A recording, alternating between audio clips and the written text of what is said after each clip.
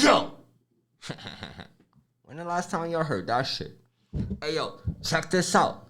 My flow is so crazy, all y'all could do is jack it. Hey, yo, tell a friend to tell a friend. It's your motherfucking boy, Facts on Wax. Yo, but before I get into this, hey, yo, shout out to my honey dip. Shout out to the shorty who was still making mean chicken cutlet. Hey, yo, peace, vandals, and vandalettes. It's your motherfucking boy, Facts on Wax. And tonight in the motherfucking building, it's me. We got my ace boom goon. June 4, 5, 7 in the building. Ayo, Eastern Archer, wherever you at, I miss you, I love you, whatever you going through, you gonna get through that. Shout out to my nigga, Dead Air Chris. You already know why I call you that. Shout out to the mad scientists behind this shit. Mathematics. Shout out to the fucking Vandal Hour family. I can't even shout all of y'all out, but y'all know who y'all are. Tell a friend to tell a friend. We making history. Yo, I'm the trendsetter of this shit. Before I started doing this shit, before mathematics put me onto this shit, none of you motherfuckers was thinking about doing internet radio. We are the trendsetters of this shit. Y'all motherfuckers better go and check my resume. I done talked to people y'all can't even talk to anymore. And I'm gonna say some of their names. God bless. Foot for mayor. God bless. Diva. It's still fuck cancer. God bless. RE357. Are y'all niggas listening to this shit? Yo, it's crazy. This is a motherfucking Vandal Hour reunion. But hey, yo, how the fuck is this a reunion and Brat 11 ain't in the building? That's the first lady of this shit. Shout out to Paris. Shout out to Chris Welch. Shout out to Little Bit. Hey, yo, I'm a motherfucking problem. Like my nigga Jamal Knight. That's a fucking shameless plug. That song is dropping tonight with motherfucking Mano. The reason why I shouted this dude out, because this nigga's like me. He made nothing out of something. This nigga started out singing in a motherfucking train station. And now this nigga is verified without Nike. He got his check. I seen that shit. I was proud of that man. Shout out to my nigga Bottles. Hey, yo, check this shit out. My name is Facts on Wax, and I'm the last of the ill. That's why I got this fucking crown on. I'm the fucking god of this shit. I'm the king of this shit. When y'all see niggas do that shit, they got that from that crazy nigga in the back. Mathematics. Y'all niggas is fucking using our blueprint, but you're doing it wrong. And this is not a shot. This is not a sub. This is a fucking fact. I still state facts, and I will never lie to you. Now check this shit out. If y'all niggas think y'all gonna come on this shit and see that old nigga who do Cake TV and the nigga who is entertaining y'all niggas, then y'all already got me fucked up. This nigga y'all looking at right now, I demand motherfucking respect. Yo, I done did so much motherfucking graffiti in my life that I'm sick of that shit. The one of the reasons why I'm here right now, 2 weeks ago, I was minding my business, doing the shit that I like to do. The mad scientists called me like, yo, God. That's how this is exactly how the conversation started off. The nigga was like, yo, God. Yo, on this day and this day, we got a motherfucking reunion pulling up and I really need you to come through.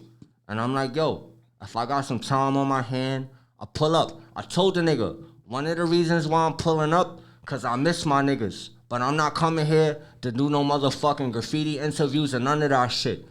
I had a conversation one day with my nigga Scuff, and he was like, yo, your fucking name, it's a brand. You just can't be doing anything because anybody asks you to do something. And at first, I didn't value myself, but now I know my worth, and I'm adding tax. The way I feel about this shit, everybody doesn't deserve a Facts on Wax interview. And the reason why I say that shit, because when I state facts and I will never lie to you, and I put my vocals on your shit, I'm fucking blessing y'all niggas. I am God's gift to graffiti. So that's one of the reasons why I don't want to do none of this graffiti talk. No disrespect to you, Sipha, but I'm not really into talking to graffiti writers. If I heard one interview or one graffiti story, I done heard them all. We done did some shit that's fucking legendary. Like, we done had some of the illest street killers that come on New York City. We had niggas come out of retirement. Like, when you go fucking look at the Vandal Hour from season 1 to when I decided to leave the motherfucking building, we done fucking had the whole KGB in this bitch acting a fool where niggas was fucking popping tags and popping bottles. we had a rule when we was at that other spot. And we told niggas like, yo, when you come to our shit, like, you gotta respect our town. And some niggas ain't even give a fuck. I remember one day, me and this nigga fucking June, my ace boom goon, we walked out the building. Math had a rule like, yo, if you catch tags on the block, you banned.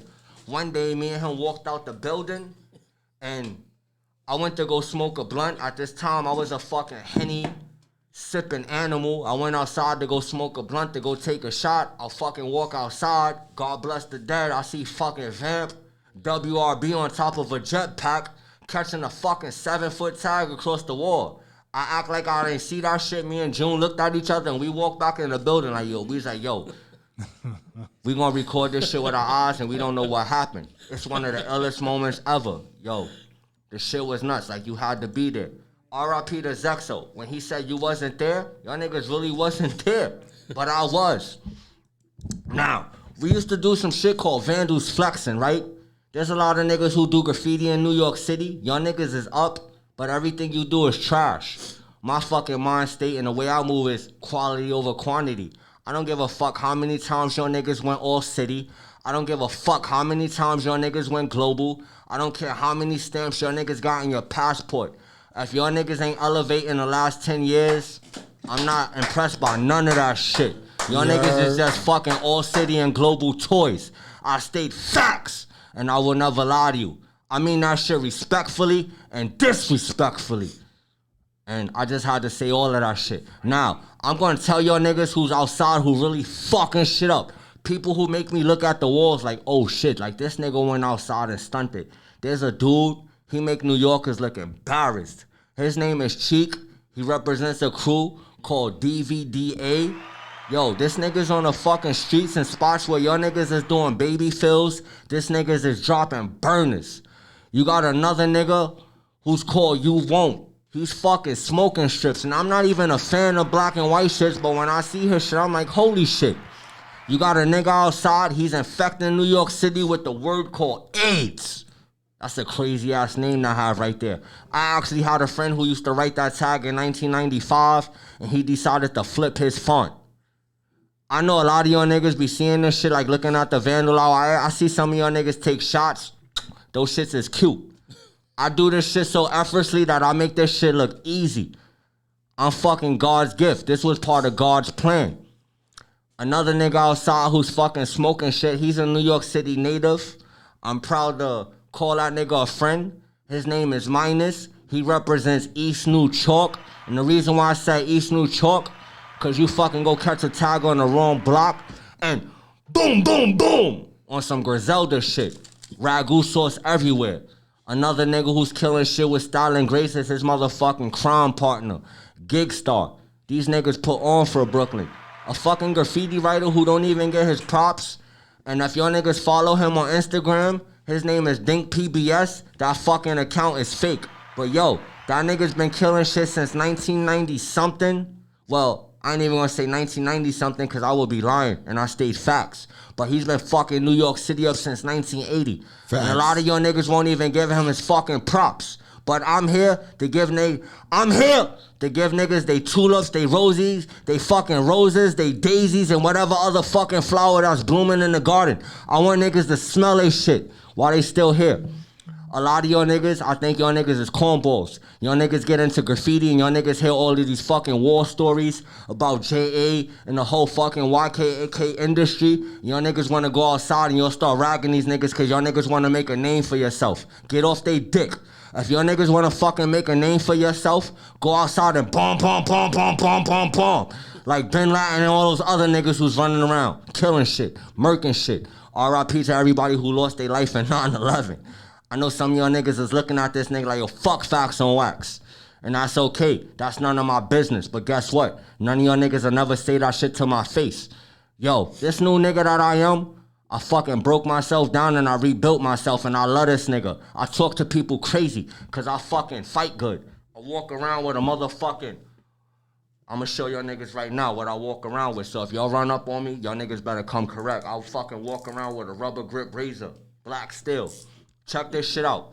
I'm good with my hands. If I can't beat you, I'll cut you. I'll beat you with a brick because my grandmother taught me that. I'll fucking smack you with a garbage can. I don't give a fuck how big you are. You could be 8 or 80. You will respect this nigga. I know my shorty's looking at this shit like right now like, yo, this nigga bugged out. And this is the last time y'all actually gonna hear me talk like this because she don't like this nigga and I don't like that nigga. But I just had to come on here and tell y'all niggas this shit. I told my nigga Mathematics and Sosa, yo, I'm gonna give y'all niggas CPR. But after I leave this shit, y'all niggas gotta be the breath of this shit. When I left, y'all niggas was doing some shit. I said this behind the scenes and I'm saying this on air. Y'all niggas was doing something called seat fillers. I don't think everybody should sit down in this chair. The way I look at the motherfucking Vandal hour, I look at this shit like Rockefeller. You don't see Hove do a track with everybody. You don't see motherfucking Lil Wayne do a track with everybody. You don't see Nas do a track with everybody. You know why? Because they motherfucking respect their name. Yo, we built this fucking Brown from the ground up. And I want y'all niggas to treat this as such. When y'all go look at our fucking resume, we done brought you some of the motherfucking illest street killers that ever touch a can. We done did motherfucking shows from BK to fucking Cali and back. Shout out to all my Cali niggas. Create. Shout out to my nigga B4 and everybody out there who's fucking repping that Vandal Hour flag. Yo, shout out to the motherfucking blueprint of street bombing. Y'all niggas better fucking give Easy his props. When everybody was hitting trains and he knew that shit was gonna die, that nigga picked up one of these cans right here and he said, yo, I'm gonna go fucking destroy New York City and I'm gonna catch tags on every gate. And he did that shit with fucking Jaws 5. He did that shit with God Bless the Dead Jaws. A lot of y'all niggas do fucking graffiti, but y'all niggas don't fucking know your history. When I was growing up doing this shit, they have fucking black books. You could go to Scrapyard, aka Soho Zat, aka Bomb the System. And you could go fucking get anything from a Skills magazine to 12 Ounce Profit. If you couldn't get that shit in fucking Scrapyard, you could go to Pearl Paint. You could go steal that shit. 9 times out of 10, if you got caught, your fucking mugshot is in the fucking basement. If you couldn't go to fucking Pearl Paint or Soho Zat and do this shit, you could go to fucking Barnes & Noble and steal a book and fucking read. A lot of y'all niggas come on fucking Instagram and y'all look at shit and y'all think that's graffiti. It's not graffiti. If y'all niggas want to know what graffiti is, go out there, read a book, pay homage to the forefathers and foremothers.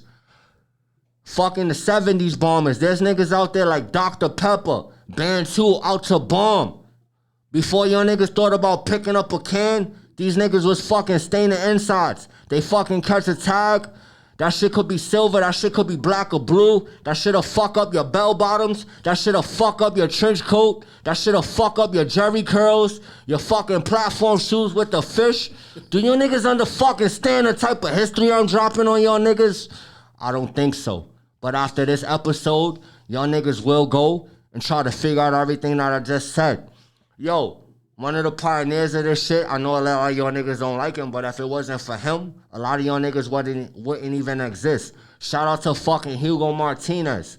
This nigga is a fucking graffiti dinosaur. He knows who's who.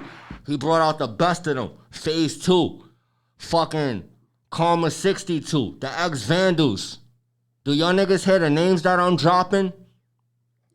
If y'all niggas want to fucking learn more about graffiti, let your nuts hang. Go fucking walk through the subway tunnels and go read these walls. Graffiti history. One of the illest motherfucking tunnels in New York City that could drop all the gems for y'all niggas is motherfucking Grant Layup. But when y'all go in there, be respectful. If you seen a tag from 1970, 1980, 1990, the early 2000s, let that shit be. You know why that shit is still fucking rocking on the streets? Because the people who came after them, they respected that shit. I be on Instagram reading a lot of y'all niggas comments and y'all niggas is talking about, yo, I don't give a fuck how long that outline is there. I'm going over it because I'm young and hungry. Yo, check this shit out. A lot of y'all people think this shit is graffiti. It's more than graffiti. There's a lot of motherfuckers out there who will clap you over their name. Real shit. You got niggas who fucking doing jail bids over graffiti because that's how much they love this shit. They done shot niggas. They done stabbed niggas. They done smacked niggas. I know one fucking graffiti writer that y'all niggas praise and I don't know how. He's a motherfucking certified rat. This nigga done snitched on niggas from fucking BK to Japan. I ain't gonna say his name, but y'all know who the fuck I'm talking about. Fuck that nigga. He could eat a pickle and everything else that's disrespectful. Yo, if y'all niggas running around with rats, y'all niggas might as well be a rat. I state facts and I won't ever lie to you. And if I'm hurting your feelings and you find this shit offensive, then this shit was meant to be. Yo, anybody else want to talk? Because I already said what I had to say and I'm fucking sweating behind this mask. And I'm That's it, the show is over. Yo, God, I thought he was going to sit with us and talk, God. What? You're not saying what? It's us talking. Oh, wait, hold up. That's it. I got more. The fucking mad scientist behind this shit said I had to go introduce this I want to talk with all of us to kick it, man. So check it out. We do some shit like a lot of y'all niggas like talking about graffiti, but we into politics like right now. Fucking Kanye, he bugging out. Fucking Black Lives Matter, that shit was a scam. Niggas got the money and they ran off. This nigga sat down.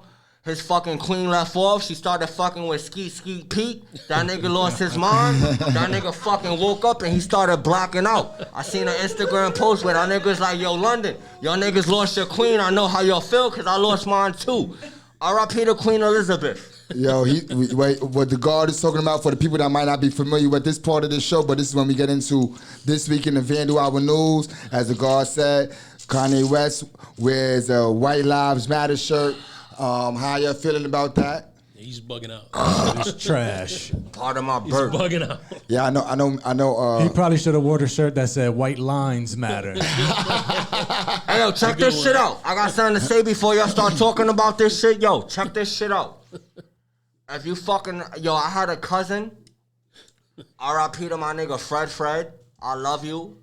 Yo, to all you scumbag niggas running around, I know niggas got families to feed. But if your niggas is running around and y'all selling niggas bad coke or Federline or whatever that other foul shit is, I hope your mother get hit by a Mack truck. Yeah, that's actually a good subject to bring up. I know a few people recently who passed away from the uses of not even doing fentanyl, but doing some other drug that had fentanyl laced in it. I lost a family member. R.I.P. to him. And yeah, thank you. And, yo, and to that asshole who fucking sprayed that gas today on 14th Street in Union Square, I hope your mother get raped by 8 bums with AIDS. So yeah, the fentanyl thing is getting crazy. They put it in weed, they putting it in cocaine, they putting it in heroin. Putting that shit in everything. And everything. So definitely. Honey Dip, I'm sorry you had to hear that shit. But you would never ever hear this side of me again. I know you don't like this nigga and I don't like this nigga either, but you already know the type of timing I'm on. I got some talent that's gonna get all of us out the ghetto. Like if you really fuck with me and you 10 toes down, you already know I'm coming through to save you. Everybody else who's shitting on me when I'm on my way to the top, like I'ma remember y'all niggas, but y'all can't get a high from me or buy from me, or y'all could get as a fart. Yeah. Yeah. On another note, if y'all want to go test your drugs out, hit up the ASAP Foundation. They got fentanyl testers. Wow. Yeah. You know, the ASAP Foundation. I forget the name of the rapper that passed away. Oh yeah. He overdosed on fentanyl. Yams. ASAP, yo, you know what's Yams. fucking crazy? His family started a foundation and they give out fentanyl. You know what's fucking crazy? These niggas got fucking shooting galleries for dope heads and all this shit, but they won't open up fucking schools for kids, or they won't fucking make after school programs so the kids could go do shit to stay off the fucking streets. And now you got all of these fucking kids running around busting guns, fucking robbing elderly on fucking rebel scooters and all this shit. Yo, a lot of you fucking OGs out there, I think y'all niggas is fucking bozos. Like, y'all know how fucked up the streets was in the 90s and the early 80s? Like, if y'all niggas is not sitting down talking to the youth, then I ain't got no respect for you motherfuckers. I fucking seen a video this morning on Instagram where a fucking cab driver, this nigga dropped off a fucking 80-year-old lady. Instead of this nigga helping her to the door, this nigga fucked her up, took her cell phone and took her purse. You should be ashamed of yourself. That could be your fucking mother. That could be your grandmother. Hey, yo, check this shit out. Yo, fellas, I think a lot of you niggas are suckers. You niggas got fucking ladies. You're walking down the block with them. Y'all don't fucking know the rules of the sidewalk. Like, I fucking walked down the block. I had to teach like 25 niggas the rules of the fucking sidewalks. I don't understand how you niggas is fucking walking up and down the train stairs. Y'all see shorties fucking carrying strollers and all this crazy shit, and y'all niggas won't help them up the stairs, but when they get down the stairs, y'all talking about, hey, yo, ma, what's up? What's poppin'? What's your Instagram? Can I get your phone number? Help them. If you fucking help them do this shit, maybe shorty want to give you a number. Maybe she want to give you some airplay.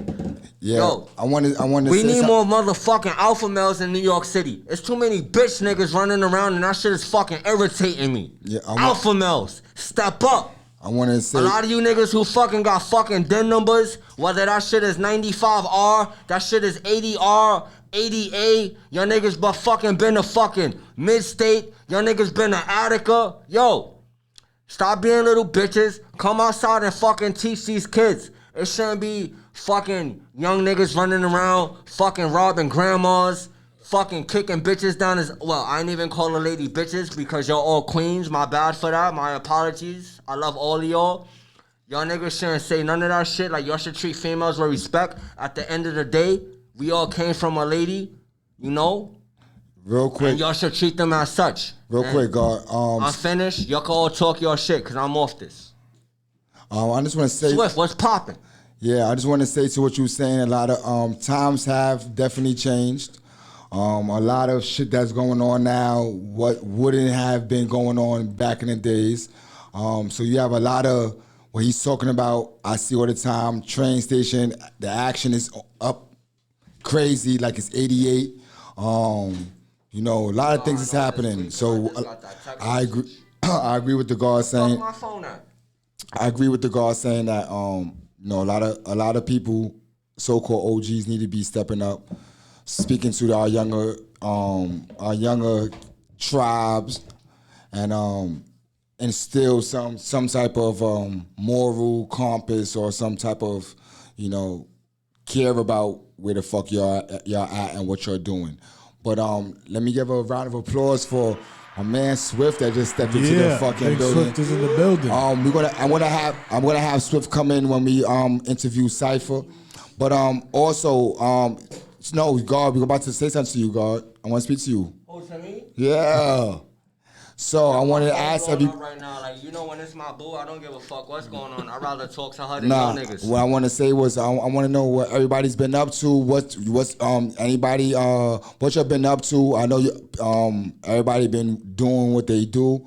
How life has been treating you since I seen you. You know, we did a lot of big things in our time. So I want to know what you've been up to. I know our audience want to know what you've been up to. You know, talk to me, y'all. Hey, yo. First and foremost, I know a lot of y'all like, yo, where the fuck Facts on Wax been? I'm around, but I'm not around, and I prefer to be that way. Like, I don't like people knowing my locations, none of that shit. Like, I do graffiti. I'm still highly active in the streets. If y'all niggas know, y'all niggas know. To the people who don't know, to the people who do know the shit that they know about me, like, shut the fuck up. Stop gossiping like bitches. Keep that shit to yourself. The way I feel about that shit is when y'all niggas get around your friends, y'all start telling them the shit that y'all niggas is telling them. When y'all niggas get in these rooms and the fucking cops nab y'all niggas will give up that same motherfucking information. Now, if y'all niggas want to know what the fuck I've been up to, I've been motherfucking living my life. I used to be a professional booster. I changed my life around. I got a fucking 9 to 5. Like, I wake up fucking 5 o'clock in the morning. I go to work. I'm adulting. I'm living life. I talk to the people I want to talk to. Like, a lot of y'all niggas know Facts on Wax, but y'all don't know Facts on Wax. Like, when y'all be looking at the mask and shit, like, I be having niggas hit me up like, yo, Facts, why you don't do Cake TV no more? Like, why you don't do this no more? And my reply to those niggas like, yo, if you want to go see a fat ass, you go outside and record that shit. Because I really don't got time for that shit. And this shit is so real. I was walking down the block today. I fucking bumped into my boy. I'm on my way to the bank to go cash my check. I hear a voice like, yo, Facts. And I turned around like, who the fuck is that? And when I looked, yo, I got hyped because it was my nigga fucking Strip Club Swift, a.k.a. DJ Swift. Me and him took a picture together. We took a video together. The only two people in this room who know me right now is my nigga fucking Ace Boom Goon June and my chicken cutlet mommy. Like, they know Facts on Wax, but they know the man behind the mask. Like, they know the real me. Like, they sit down and, like, they talk to me. And, yo, I really wasn't going to do this shit. As I told y'all niggas, I got the phone call. I miss my niggas. I decided to pop out. Other than that, y'all wouldn't see me. I would be home right now, fucking drinking some hot tea, cooking myself some food. Like, my favorite thing to do right now is fucking cook food. Like, I'm an awesome cook. I could be the next fucking Action Bronson. You know, you feel me? And bake. I bake. Oh yeah, yo, check this shit out. Every fucking Saturday, well, I ain't gonna say every Saturday, but every other Saturday, like me and Brad 11, like we link up, like we bake cakes, we do all types of crazy shit. We fucking go like, yo, to all the people in my life, y'all already know who y'all are. Like we go on dinner dates, like we really get it popping in the streets. Like I really fucking live myself. I really live life like outside of the spray can. I live life outside of a fucking microphone. Like, I love the fact that I could be talking to y'all niggas reckless like how I'm talking to y'all niggas now. I like the fact that I could fucking I could walk into Birdolph Goodman and fucking talk articulate. I'm in fucking Birdolph, still spending rack money. And y'all niggas know what the fuck that means. Like, rack money. Like, money I made off of racks. Like, I'm in Birdolph Goodman spending that shit. I'm in fucking Saks Fifth Ave spending that shit. And I feel good. You want to hear some crazy shit? Yesterday, right?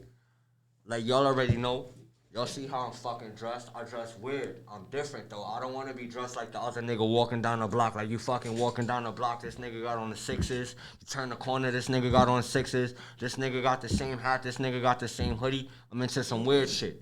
I go into the most weirdest randomest stores. So the other day, well, it wasn't the other day. It was yesterday. I walked into the store. I'm walking around. I'm looking around and shit. As soon as I walked in the store, I love the fact that I could walk into the store and I make people alert. The girl in the front. Kevin. I go in the back of the store and shit. I'm looking for something. And Kevin pops out. He's like, yo, you need anything? I'm like, no, I don't need nothing, nigga. And he's talking to me. So he's trying to fucking let off his gangster side. I'm like, yo, homie, I done been up north. I done did all of that. My fucking DIN number is 141, blah, blah, blah, blah, blah, blah. And he said some shit. I mean, I don't give a fuck about that. Like, I bang. I showed the nigga my box cutter. Told the nigga, like, yo, I'm a trapped in the 90s nigga. Rubber grip box cutter. Because I'm like that. And he said something. And I was like, yo, I know why the shorties called you to the back. He's like, they call me outside because you, like, it's a person on the floor. I'm like, no, nigga. They called you outside because you the alpha male. I walked in the store, the nigga in the front of the store, he seen me. I looked at him. He didn't even ask me if I need help. He chilled in the corner like a little bitch. I'm like, yo, I could beat you up in the back and that nigga still in the front. And I was like, matter of fact, motherfucker, I do need help. And I walked to the front of the store. I got a fucking funny ass looking Chucky sweater from the movie because I'm a fucking good guy who do bad shit. And I was like, yo, I need a jumper for this shit because I like to come outside with the most randomest shit. Like, I like to walk down the block and people be looking at me like, yo, who the fuck is this nigga? Where the fuck did he come from? I got that shit from fucking the Gun Clapper crew. That fucking song is hard as hell. That nigga fucking Sean P, he was like, yo, I get on the mics and I bash shit like Cassius. I was listening to that shit this morning. Yo, you know what's so crazy? The fucking intro that I did this morning? I mean, well, it's not even this morning, yo. I'm fucking bent off of some juice, but that's what the hell it is. Yo, I did an intro. I was in the car telling my boy June because he drove me over here and shit. And I'm like, yo, like, I'm going to say this when I get on the air. But then because my nigga Sinatra is not here, like, I had to reflip everything and shit. So, back to the story of the store and shit. The dude was like, yo, so-and-so, like, he's like, yo, we only got extra large jumpers. Maybe you my size. I'm like, no, nigga, I don't wear skinny jeans because my nuts don't fit. I'm like, yo, I need a 2X. I was like, yo, I'll be back in 2 days to get that shit. Gangster, because I talk to niggas like that. And when I walked out the store, I told the shorty, I'm like, yo, black people shouldn't treat black people like that. Like, it's already fucked up that black people don't like black people. They got these fucking flags that says made in China that divides us, blue and red. So we out there like, yo, this nigga got a blue flag, this nigga got a red flag. I can't fuck with him. It's bang, bang. I think that shit is corny. That's just the man trying to divide us. But that's neither here or there, because white people are cool as fuck.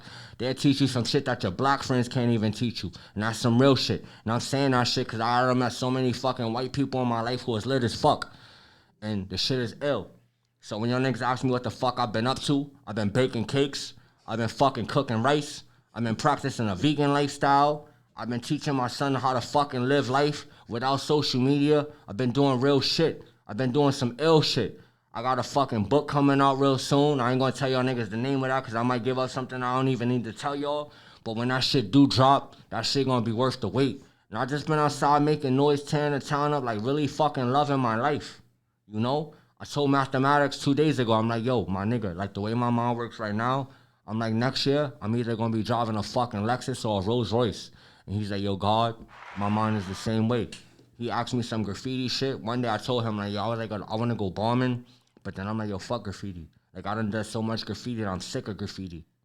Like, I'm really sick of the shit. Like, I still admire the shit. Like, I still look at the shit. That's why I came on here and I told y'all niggas who's out there killing shit. Yeah, a lot of y'all niggas do graffiti, but y'all niggas do bad graffiti. And a lot of y'all niggas got that corny-ass mind state. I'm up. I don't give a fuck if you up. If you gonna be up, like, practice your shit. Respect your name. Like, you see how this fucking spray can say Rust-Oleum? You see that shit? Big black letters? Like, these niggas respect their name. They haven't changed their font yet. Damn, I gotta say that shit again because I moved away from the mic. Nah, they heard you. It was good. No, they didn't, because I didn't hear me. So you see the fucking names on these spray cans? Like, you see how they branded this shit? Like, your niggas need to fucking treat your name like these brands. Like, you see right now behind me, like, this shit says S.STREET Media. You see how that fucking tape says caution? Yo, that's they fucking logo. That's they brand. They treat that shit as such. They ain't gonna change that shit because y'all niggas don't like it. When y'all see that shit, y'all niggas already know what the fuck it is. Yo, treat your name as such. If you gonna be outside doing the shit that you like to do, then respect it. Look at a nigga like my nigga Scuff. He got fucking Fabulous hitting him up. Yo, I need you to write some penmanship for me on my album cover. Look at Air Snot. This nigga just did some shit for Cameron that says you wasn't there because y'all niggas really wasn't there. Look at Sean RFC. This nigga's fucking designing, this nigga's tie-dyeing coats for North Face and Architect and all that other fancy shit. Like, niggas is really doing shit. It's more than fucking graffiti and writing your names on the wall. Who gives a fuck if you went all city? The goal is to do something that's gonna fucking feed your family. You know who some of the people that I admire? And these niggas is fucking dead? Andy Warhol. Basquiat. These niggas is in their motherfucking grave, turning over, cause some of y'all niggas is abusing their name, but these niggas is in their motherfucking casket, 6 feet deep, and they still feeding their motherfucking family. Like, I want everybody to listen to this shit, even if y'all niggas don't like me. Respect the message. Treat your name as a brand, and respect that shit. You're allowed to tell your friends no. Don't do everything just because niggas want you available. And I will tell a lot of y'all niggas this shit. Fuck a graffiti crew. Sometimes niggas want you to push their crew just because they see you outside making noise. The only time y'all niggas probably hang together is when y'all niggas paint together. Like, if niggas is not inviting you to birthday parties or cookouts or like doing shit that's outside of GRAFF, are those niggas really your friends? Like, how many of your niggas right now could call a nigga like, yo, fam, I need $50. I need this or that. And if you do call these niggas, you know what they gonna tell you? That's crazy. You know why I'm saying that shit? Because I done been through some shit. One time, I had my baby moms kick me on my crib, and people done told me shit, and when I called them like, yo, I need this, I need help, niggas told me that was crazy. That's why I fuck with my chicken colored mommy. I wanted to fucking kill myself one day. I was gonna fucking jump in the Williamsburg Bridge in the water. But my honey dip, she's like, yo, you can't do that shit. You too fucking strong. And the only people you gonna hurt is the people that you leave behind. And that's why I'm fucking still here talking to y'all niggas. I fucking walked into work the other day like Michael Jordan with that Game 6 mentality. This nigga had the flu. This nigga went on the court. He fucked shit up. And he got that fucking championship ring. And then that nigga went home and relaxed. Yo, on my way here, my homeboy June and my fucking chicken cutlet mommy, they seen some ill shit. So I got an Instagram page. That shit was dormant for a minute, but I decided to get that shit some rebirth. And everything I do on this shit is legendary. So I told my homeboy, like, yo, we gonna sit on the bench and we gonna recreate a Nas picture. And we did that shit. Some little kids was looking at me like, yo, what the fuck? Like, what's going on here? Even their parents was looking at me. Some of them was 8, some of them was 2, some of them was 3.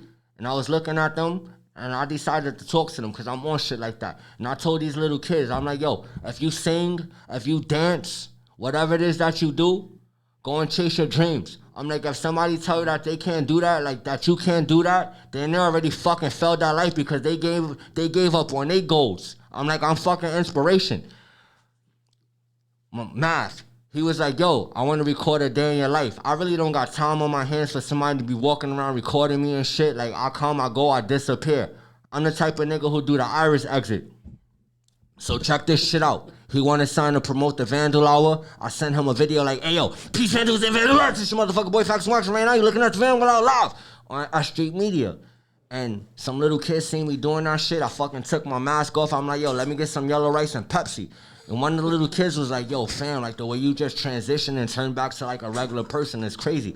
Shorty was like, what it is that you do? I'm like, yo, shorty, I go on microphones and I set these shits on fire. I state facts and I will never lie to you. I showed them 4 episodes on the Vandal. I'm like, yo, look, I interviewed Nims FYL before he became Bing Bong. Yo, I fuck with Nims FYL because that nigga became who he is. That nigga started from a fucking jail cell where this nigga selling merch. And every time I see this nigga walking down the block, this nigga show me mad love with the mask on or with the mask off. And I told these little kids, one of them play basketball, one of the niggas play football. And I'm like, yo, shorty, if you good at ball, keep doing your damn thing, because you could be the next motherfucking Steph Curry. The other niggas that y'all play football, I'm like, yo, keep going, because you never know. You could be the next Tom Brady. And I'm like, yo, if somebody tell you can't do none of that shit, then they already failed out their life goals. And tell those niggas kick rocks with no... I was like, tell those niggas kick grass with no shoes. And shorty was like, yo, I don't know you from a hole in the wall, but I appreciate you, and I walked off on him like how I'm about to do right now. There he goes. He's out the door. Yo. Man. I'm leaving out the door because my shorty texts me, and I'd rather talk to her instead of keep talking the shit that I told y'all, because I could talk about this shit all day. He could come back, though. I'd rather hear my mommy. Talk to the... Honey Dip, I love you. Watch out for the camera, though. Watch out for the camera. All right, there goes Facts on Wax to go Hey, talk to his God, you mommy. want to sit in the chair? Here comes DJ Strip Club Swift. I ain't seen this man in a while, but it's always love, man. It's great to see this man. What's going on? Big Swift, man, come sit in with us real quick. I'm great, man. I'm good, man. Peace to the God. Peace, baby. Peace to the God. How you doing? I'm doing great, man. I'm doing really, really good. Just getting in from work, so let's just getting myself together. So let's do this. I was asking everyone what y'all been up to since we stopped doing the Vandal Hour as this collective here. What you been up to?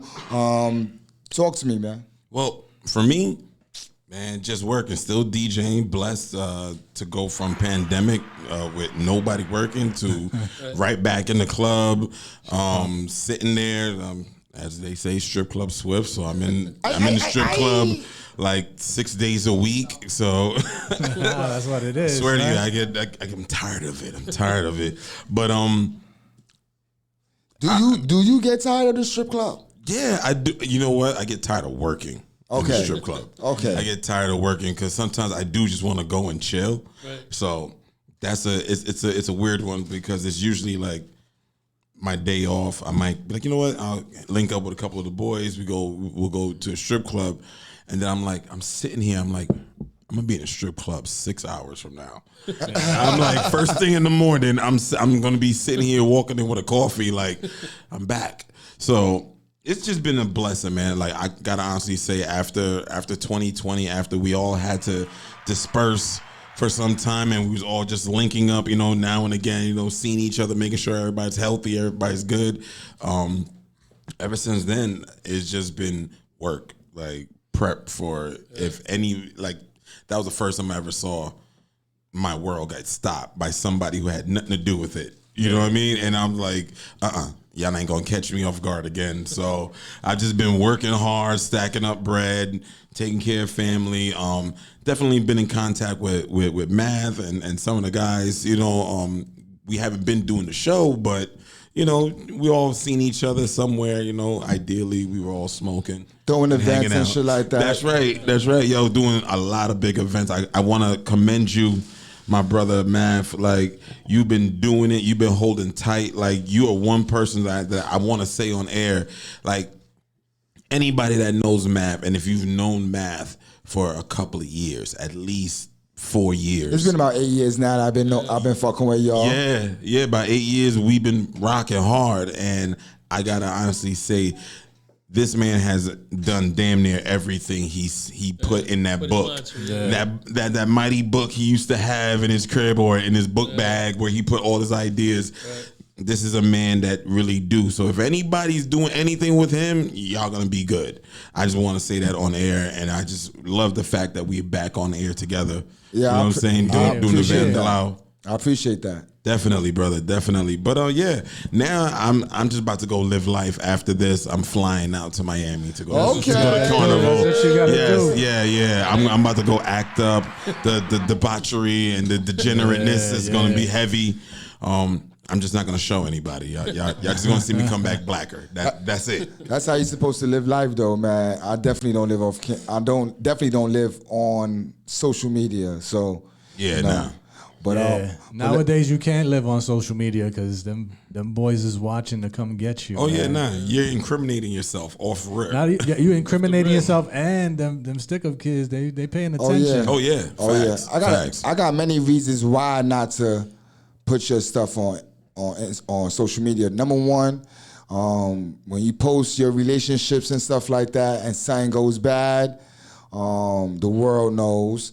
Your decisions is made around people knowing, but when you don't let the world know about your relationship, it's easier to deal with your relationship.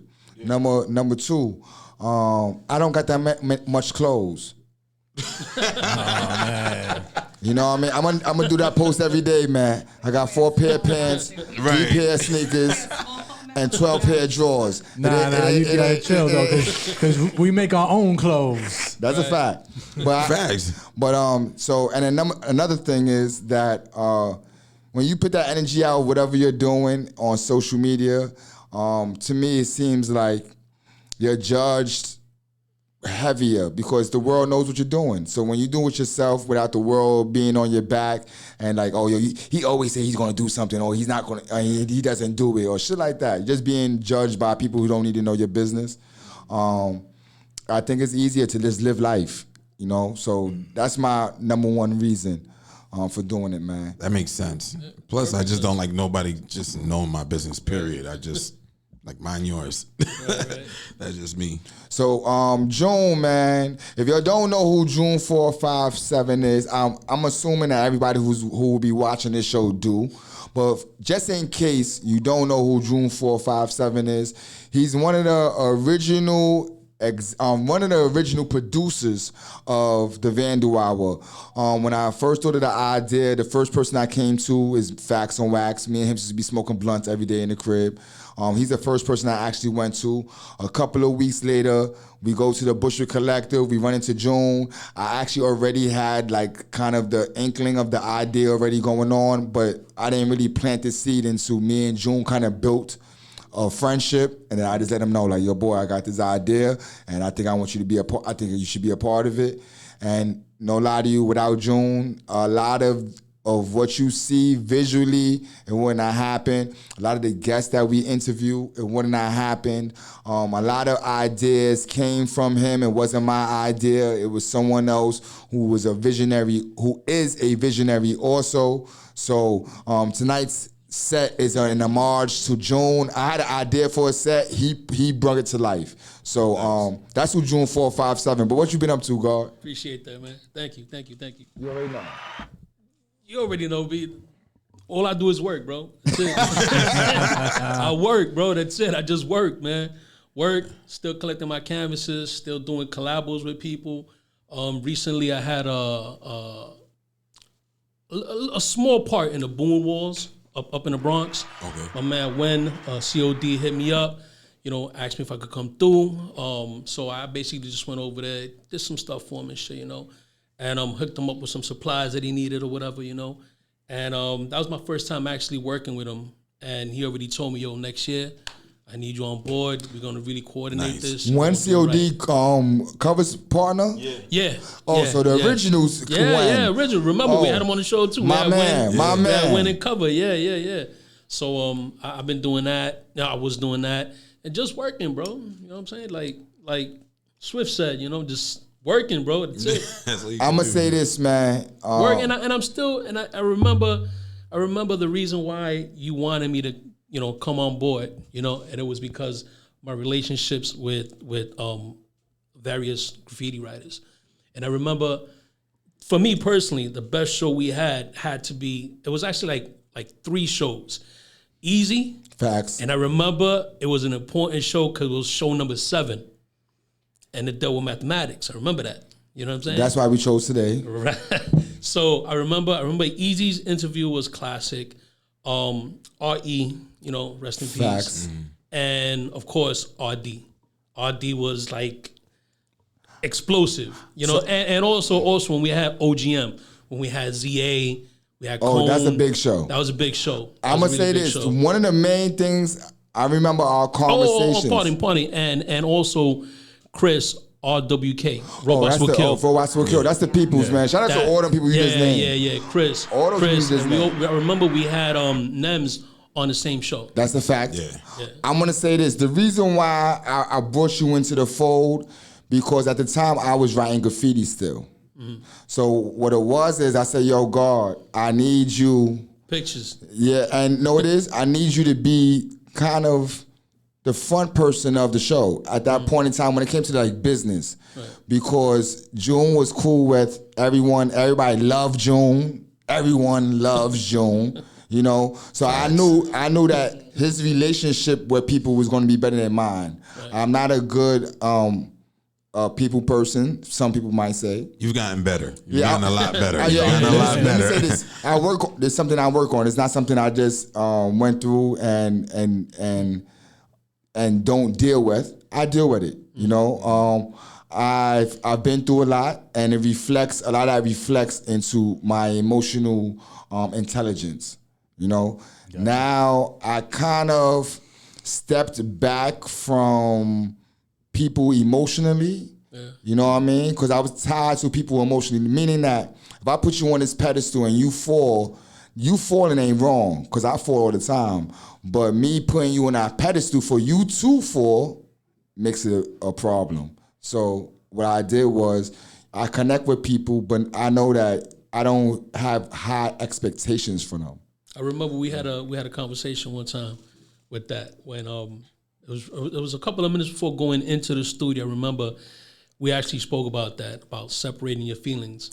That's my problem. I remember there was a time where we couldn't have certain guests on the show because it conflicted with crews and other members and all that. And I remember telling you, you got to separate that, man. You got to separate that. So that's kind of been, you know, that's why Sosa is involved. That's why you're involved. I always try to have someone in the front that is a people person, you know, and not to say that I do bad business, but I'm not a people person. You know, that's kind of my thing. But what I've learned to, as I said, when you give a person no expectation and let them be themselves, you are never let down. Right. Never. That's who they are. Yeah. I'm not mad at you. I wanted you to be a genius. You're not a genius, and now I'm upset that you're not a genius. Right. No, that's my own. I'm doing that to myself, not the person, but I'm doing that to myself. So that's definitely where I'm at. But I remember talking to June. If I had an idea, he had an idea, and it usually dealt with the visual. We was very much into visual. I remember, so we remember days off and everything. Yeah, I remember. I was on the third episode. I remember it was the third episode, and I remember telling you and plasma. Yes, I remember telling you, yo, you could see the gas and the reflection on the windows. You got to cover the windows. And we went and we got black bags. I was doing the black bags, and he was like, "Yo, God, I never saw that, God." And then we got the curtains. Yeah. Let me say this: the other stations still use those curtains. They still up? Yeah, yeah. They added some gray ones around it, but the original black ones are still there too. Shout out to DTF Radio. Yeah. Shout out. Yo, whatever happened to that case that I did for you? Remember, I made a wooden case. It was a wooden case where we placed the cans in. Remember? Yes, I think I left it in DTF Radio. You gotta go get that, man. That was dope. They got a few things of mine. I'm not gonna say. I might have left a few paintings and stuff like that. Okay. But June was very much instrumental when it came to that visual. I said, throw these ideas at him. He said, I could do it. Oh no, that don't work. Let's try this. Set designs. We was very much into set and we used to switch. I remember we used to switch out the canvases every week, depending on the artist that came through. That's a fact. I remember that. And I think only out of, I'm not going to lie to myself and say how many interviews. I'm going to say definitely it's up in the 200 somewhere around there, right? Yeah. I think it's more, but I'm going to go low, 200. Maybe 2 artists actually had a problem with whose canvas was up while they was doing their interview. Really? One was Cope. Okay. I could do that for a fact. He like, yo, I don't want this person. I don't want this person. I don't want this person. Take him down. Take him down. I don't fuck with him. Take him down. That was one. And I forgot who the other person was. It was another person. The person was in front of them. And they like, yo, take this off. Oh shit. I want. So like, the set design was very heavy it was very instrumental to the show being a success. Yeah. A lot of people stole that later. You know, I seen that on other shows. So we definitely I think the Vandal Hour set the bar for a lot of things that people do now. Yeah, definitely. So my man, Mr. 13. Yo, what's up, man? I'm in the building. It's my turn to talk my shit. That's a fact. That's a fact. Yo, for y'all who don't know, man, I started this radio internet shit in 2009. That's a fact. So we are originators of this internet shit. That's the old. You know what I'm saying? He's technically the OG of this shit. Triple OG. Yo, we had Action Bronson. We had Nems. Talk to him. We had Cortez. Talk to him. Man, we had Triple C's on the show. We had a lot of motherfuckers walk through that door. What's the dude from my man Rick Ross? You had Stally? Yeah, shout out to Stally. He ended up getting my DJ fired that night because he fucked up his music. Oh shit. So we fired him on the air. Yeah, that's the OG. That's the original. He was one of the. Oh, my bad. What you said, Queen? I'm asking Swift if he good because I saw him cringe right now. Nah, because he got fired on the spot. I've gotten yelled at on the spot on air. I've gotten yelled at on air. Yeah. So I know been there before. I could imagine getting fired. I mean. But yo, shout out to DTF. That's where we started at, and you know, me and Math, we bumped into each other multiple times when we was younger. But it was until 2013 when Hops brought us together again, and the man told me that he was planning to do radio and he had other plans as doing shows and stuff, and everything he planned has come to fruition, and I appreciate the opportunity to be a part of all of this, you know. So here we are today, and I'm still doing radio, I'm still doing music videos, I'm focused on my brand, building it, Made for Kings, if y'all don't know. That's a fact. Talk to him about some of the things you got going for under Made for Kings. I've opened up a storefront over here in Queens. That's what's man. Yeah, thank you. Congrats, brother. Thank you. What's the IG? Made for Kings TV. Okay. So we're over here on 70-11 60th Street in Ridgewood, Queens, right up the block. And I'm designing album covers. I was talking to Math about let's do these music videos for the artists he builds with, and that's where we at right now. And I got a clothing brand. I sell it off my website, madeforkings.com. So if you need clothes, you need custom artwork, all of that, holla at us. Some deep shit. Mr. 13 is probably one of the only people. I'm gonna say not one. The only person here that actually knows me from having a graffiti store. I had a graffiti store in 1998. That's a fact. That's where I met him at. On Grand Street, between Humboldt and Bushwick Avenue. It's a Chinese store now. It's a Chinese store now. But before that store was there, we had it. My man Cuban Link, my man Reps, and EFC. A lot of famous writers used to come there. A couple of fights happened.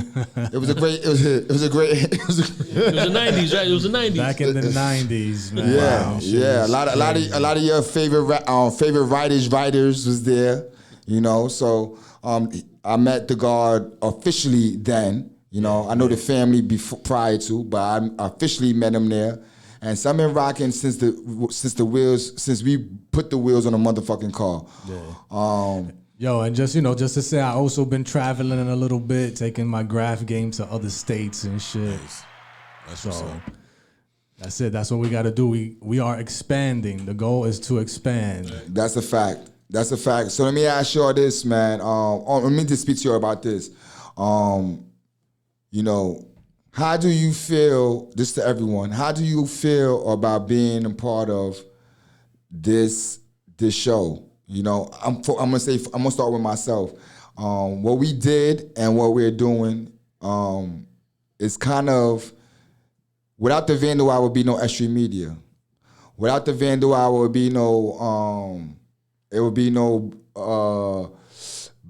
Black Raspberry Radio, no Trip Over Radio, being here, no crowns and head ties, no. I could name 50 shows. That's facts. If it wasn't for S.STREET, if it wasn't for the Vandal Hour.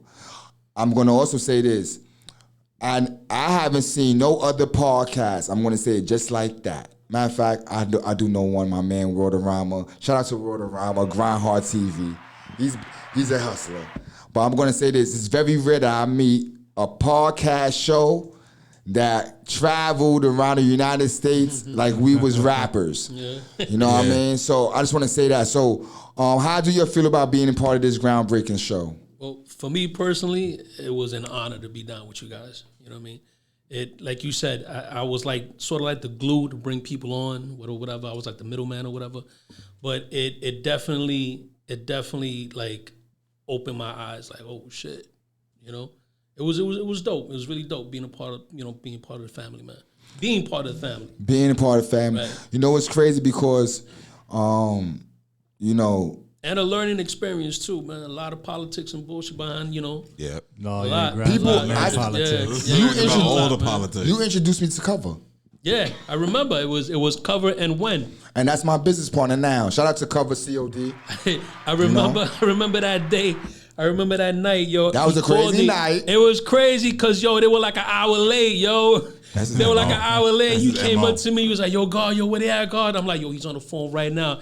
I said, what I said? Oh, he was on Grand. I think he was on Grand Street or Grand Avenue. He was the wrong place. He was on the wrong side of Brooklyn, yo.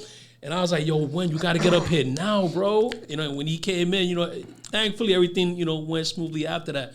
But yeah, remember, man, I was part of that, man, because I brought you guys together, man. You know, unbeknownst to me, though, like I didn't know what was gonna happen. That's my man, 100 grand. But I'm glad it happened, man. I'm glad it happened. That's my man, 100 grand. We done did so much shit. I'm talking about, like, last time I seen Cover like a month ago. Let me just say this.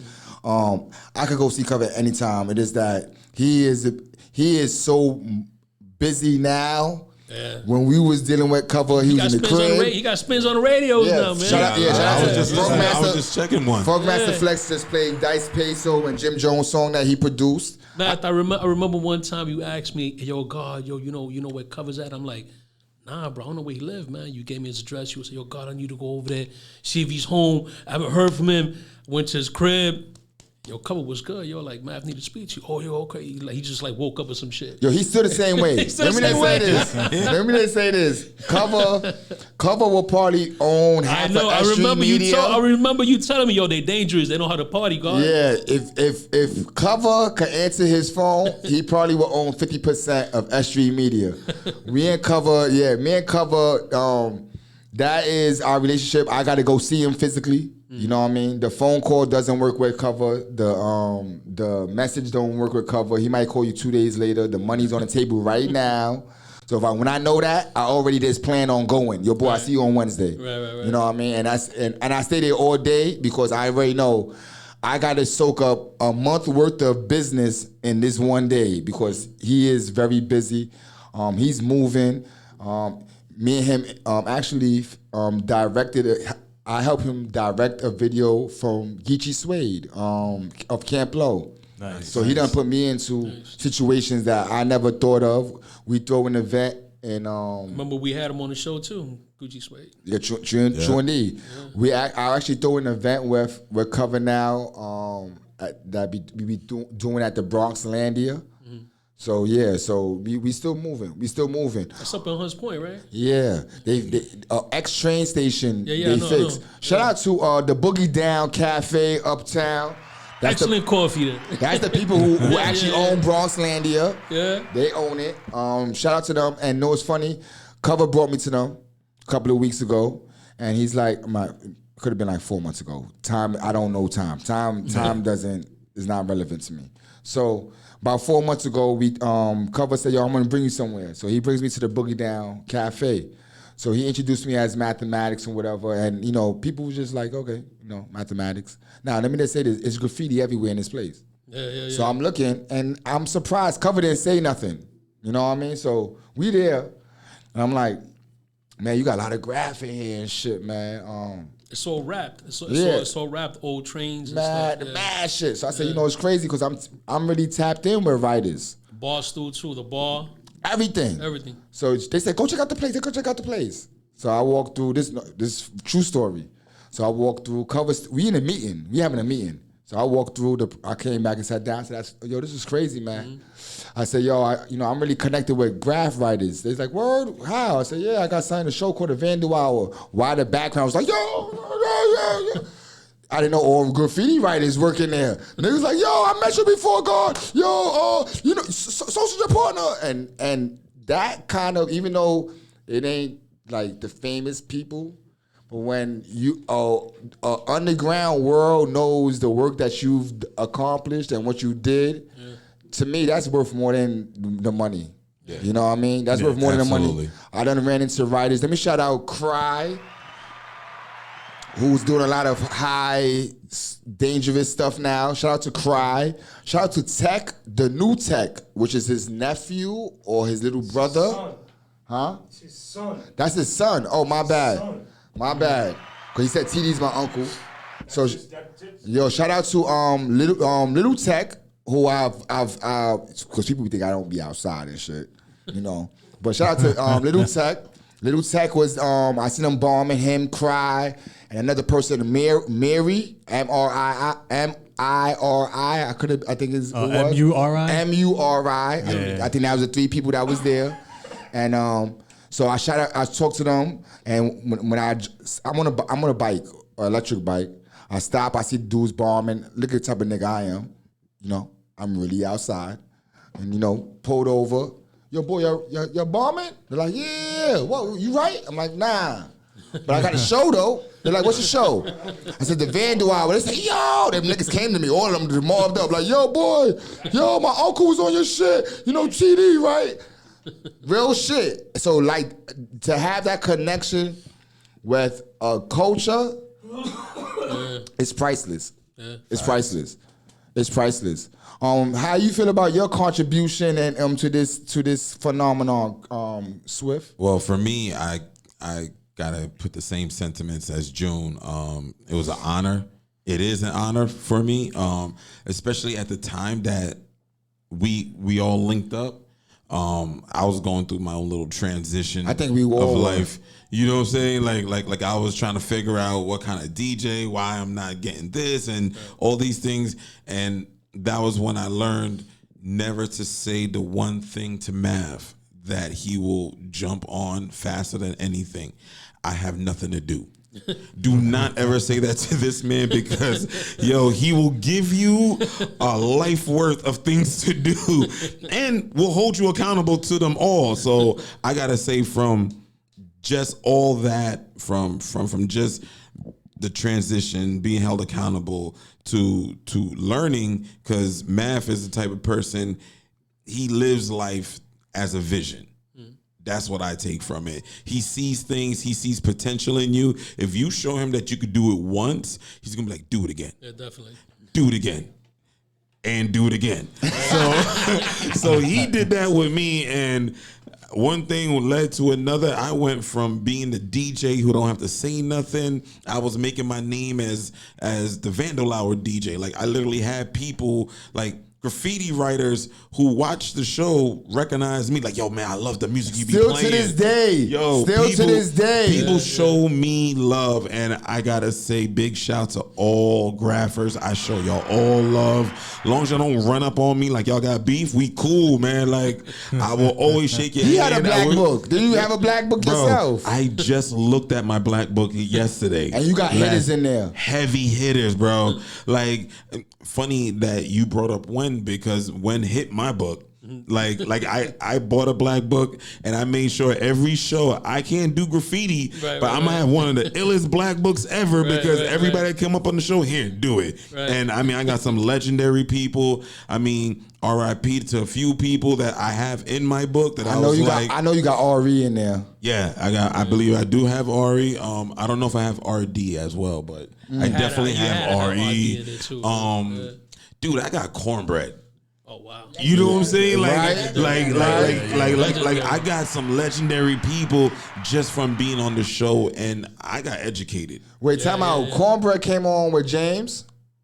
James Yeah, I think Tom? he came with James Tom. He came with a whole Oh He man. usually comes on We're with not James going to talk Tom. about on air, but I'm gonna say this.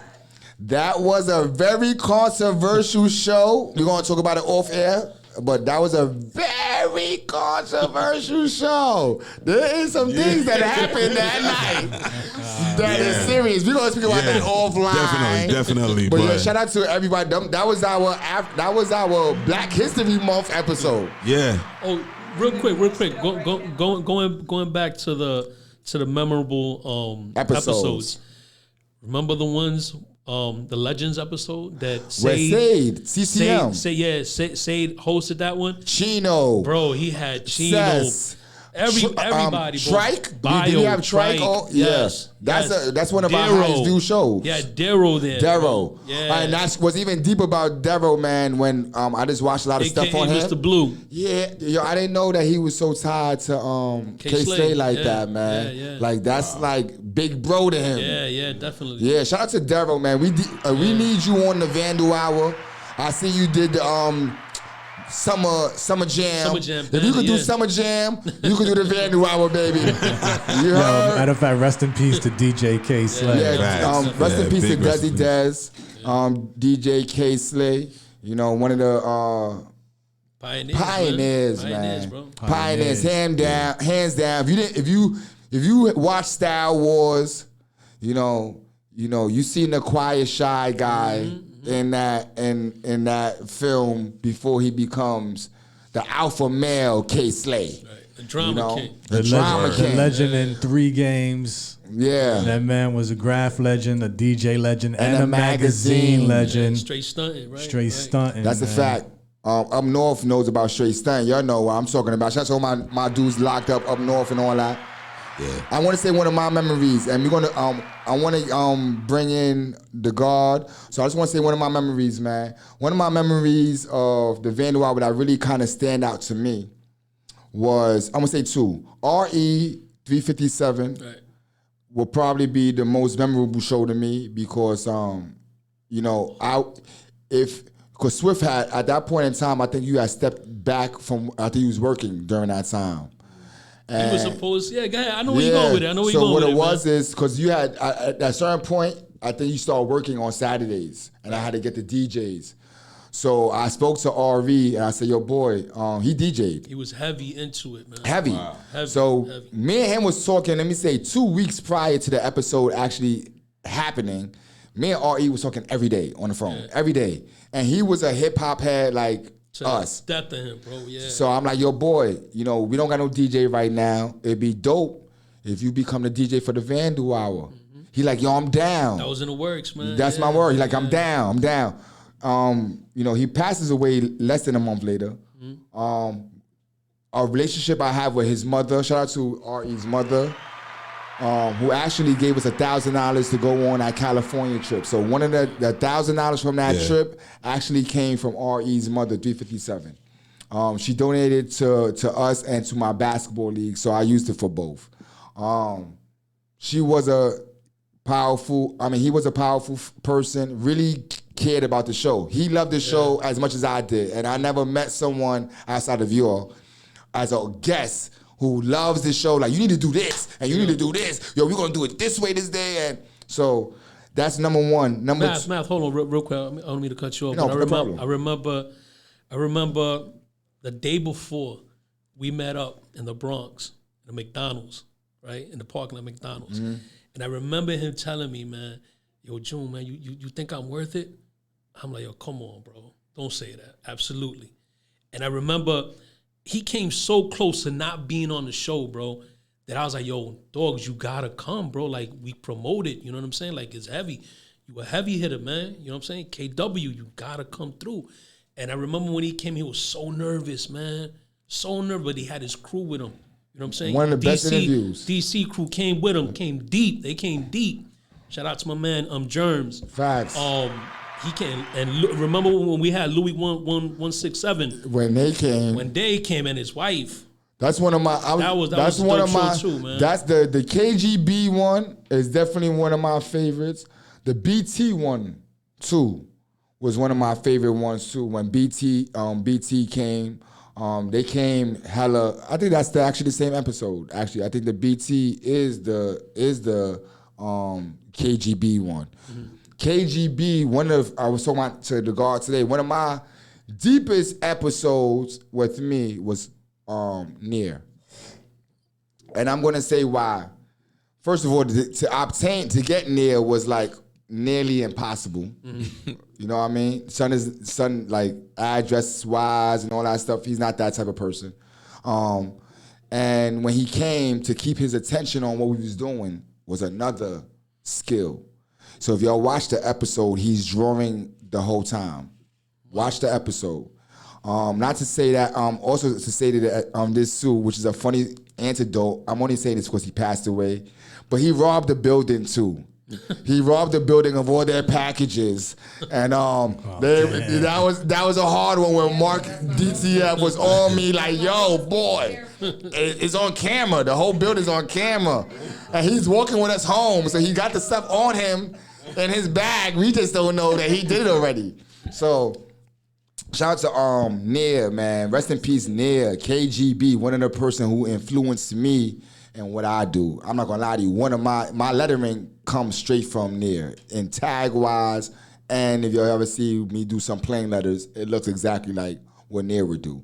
So rest in peace, Near. I just want to say real quick that like one thing I absolutely enjoyed about the show, no matter how crazy the attitude or how loving or any guest that came on, they always showed us love. Yeah. That's like, a fact. Like it was genuine. No one came in with that attitude once they stepped We probably into had that like one. room, yo. Now you know what it was? It wouldn't be the guest. It would be their entourage, their crew. That's It true. would be someone in the That's crew true. or I whatever. agree. I gotta honestly say, every guest came Yeah, through. I gotta I got a agree funny- showed love. with I got a Swift funny about one time. I know it already. You want to talk about? Yeah. One time we had a writer come up trying to act like he was tough, trying to step to our host and shit. I had to go into the office, pull out the bat, Yeah. follow him downstairs back to his car. Yeah, I know he's talking about already. I already know. Before he even said the thing, that was a crazy. Homeboy was talking crazy to He's cool. one Let of me our say this. hosts. He's cool and he now. turned around. We was on him like, I'm gonna say this. He's cool now.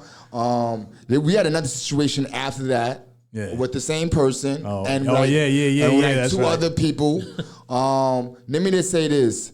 It was a misunderstanding, miscommunication. We passed that. I fuck with all the people that was there now. You know what I mean? Even the person, I'm not gonna go into it. That's a deep one. But yeah, that shit is passed. Miscommunication. You know, graffiti shit is complex. Politics behind it.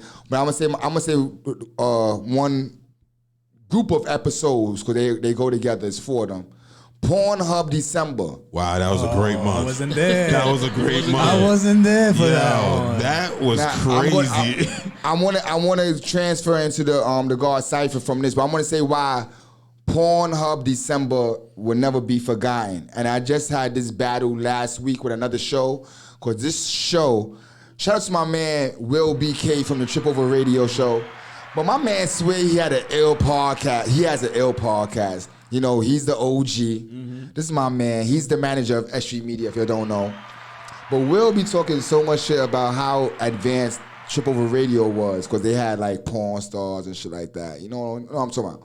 But what we did with Pornhub's December, which I showed him, because he didn't know what we did. So I showed, like, you can actually go on Instagram to the hashtag Pornhub December. I invented it. Somebody else is using it now. Oh shit. No shit. I believe it. They out there. So, The behind the Pornhub scenes was December, crazy. we interviewed 4 porn stars. Every week we had a porn star on. Let me just say this, though, because Swift could verify this one.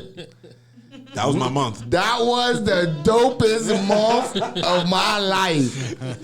Yo. If I didn't do this shit ever again, and I talked to other podcasters, I said, y'all didn't do what we did. Nah. Yo, you know why the homie would say, right? Bring that back. Bring that- Yo, let me We say might this. have to, bro. We had might Diamond have to. Ortega was one. We had Rima. I don't want to say her porn name, but If yo in the comments, if y'all want to know, I want to know. it's live. I just don't want to do it, but she was here too. We had Vanessa Smiles. You can look that one up too. Great footage. Who was the fourth person? I don't know. Remember who the fourth person? We did have 4 though. All I remember the Diamond Ortega episode was funny because the camera wasn't on me, and she was sitting behind the camera before she had to come to the table, right? There was nothing but, and she's joking with me. I'm trying to DJ. She's very fun. Yo, mad cool, mad cool. All I know, she starts doing dances and doing things behind the camera, and I'm like, nobody sees this. I'm the only one. I'm like, That's a fact. And It then was just for you. It was just for you. Mav came over to tell me something, right? And he just sees me looking straight ahead like this. He's like, yo, God, what are you? Oh. And he just posted out for a hot second. He didn't even tell me anything. He just Let me like, yo, say what are you this: doing? if you watch that episode, is up there. Pornhub December, Yo, that was Diamond funny. Ortega, Vandal Hour, DTF Radio is up there. Wow. Let me say this: in between the breaks, y'all may not seen this. Matter of fact, I did give clips, a couple of clips, but one of the clips is she's sucking a 12-inch dildo. Word. Like a champ. Live, slobbing, everything. We're in front of her like this.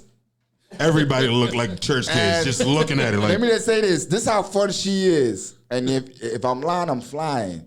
The pictures for the show, she bent down and looked like she's giving us head. I just found the pictures. I have my picture. Do you have yours still? I gotta check. wanna I've Yeah. lost my phone. Let me say this. Facts on Wax grabbed the titties. So Facts on Wax. So did I. Facts on Wax went So did behind her and grabbed the titties like this. Everybody did that. That's what everybody did. I was like this, can you sit go on your knees? And she's like, so my picture is like, He's exactly like that. yeah, it was a great night, man. So I caught a lap dance in the DJ booth. yeah. She gave me a lap It dance. was crazy. Yeah, man. It was a good night. It was a good day. That's the first time the Vandal Hour ever got. They took down one of my videos. Oh, really? Remember that night? I said that. I said, "Yo, I never got nobody ever hate on the Vandal Hour." Shout out to all our Vandal Hour. The Vandals don't be telling on each other. Exactly. They see pussy niggas shut Exactly. the fuck up. You know what I mean? So shout out to all my Vandals, man. Y'all niggas need to start living like Vandals, cause Vandals we had fun. We did dirty shit. And Yo, niggas never we told had nothing. fun. Niggas never told nothing. So yeah. So that was my experience. Real quick, Chris, what's your you have any standout? I mean, for me, it's definitely the Cope interview, man. That shit was fucking ill controversy. My DMs were flooded. People loved it. People hated it. And it was great. That's definitely, no lie to you, a lot of controversy behind that one. A lot of controversy behind that one. We broke ground with it. I'm not gonna lie to you. It was a lot of shit behind the scenes, but I think that we set a bar when we did the Vandal Hour, the RD 357, the Cope. You forgot about my people TK and them.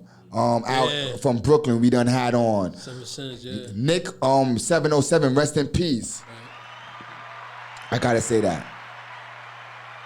That's Checker 170, 170. and Kid 17. and Kit 17. Butch. We have Butch TFP also on. Let me I'll mention one that was also my favorite. It was Totem. Just because he's like one of the illest graph writers out there. Like his skill set is unmatched. You know what I mean? and So in all fields, breakdancing, Yeah. graph, fashion. Yeah. He's hip hop. yeah, he's hip hop. He talked about being in the gangs first, Yeah. then changing into the graph. But yeah, I think that the people that we interviewed, and I can't name half the people. I'm not gonna lie to you. My memory ain't that great. We done interviewed the Knoxers. Lex 125th was on the Vandal Hour. I just picked up one of her canvases on the page, but she was also here. Remember, we had the first international rider, Kilo. Oh, Kilo came through, man. He came with Part That's a TDS. fact. Oh, shout out to Park. I got his book right here. Yeah. Park is Part is one of my good friends also. There's certain people who came to the Vandal Hour that I became friends with. Right. I'm definitely going to say Part is one of them. You know, definitely a family member of the show. Easy, a family member of the show. When family member of the show. I can name some people that really, when they came, they stood here past their episode. Oh, Sosa. Don't want to say his tag, but yeah.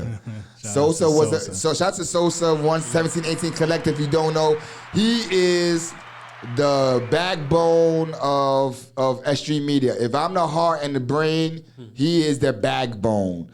Me and him clash a lot, but that is my right hand man. Let me say this: ain't nobody who I fuck with that I don't clash with. And when I say that humbly. You know why? Because I don't fuck with yes men. I don't fuck with no people. Everybody have their own thoughts, and I have my own thoughts. So if you can't disagree, then that ain't really your friend. Me to say that too. Yeah. If you in a friendship that y'all never had a disagreement, y'all never was friends. Because until that shit get tested in real life, which means a disagreement, you don't know who's who. Facts. You don't know who's who. You know what I mean? I'm gonna keep it 1,000 with you. I also want to just interject real quick before we bring the God on. I just want to say one more thing about the Vandal Hour. If it wasn't for the Vandal Hour, I would have never had Respect the DJ. So big time. I gotta say, the Vandal Hour is very special. It holds a big place for graphers and DJs because for me, it gave me a position, it gave me a light that I didn't have before. You know, I always knew people. You know, I move around, but it gave me a platform where people could say, yo, I could come see Swift. I know Swift is on there. We did so many parties after that I was like, people like, yo, Swift, you gonna be there? Yeah. Like people would hit me in the DM, yo, you DJing? Oh, yeah, I'm definitely pulling up. Yo, you gonna be? And I'm like, I don't even remember we started business together. You know? We started something called Happy Time Snacks together. Let me say this. Facts. I'm gonna say this, man. It ain't nobody who I've evolved around with, especially on a regular basis, that I'm not trying to push with, the envelope with.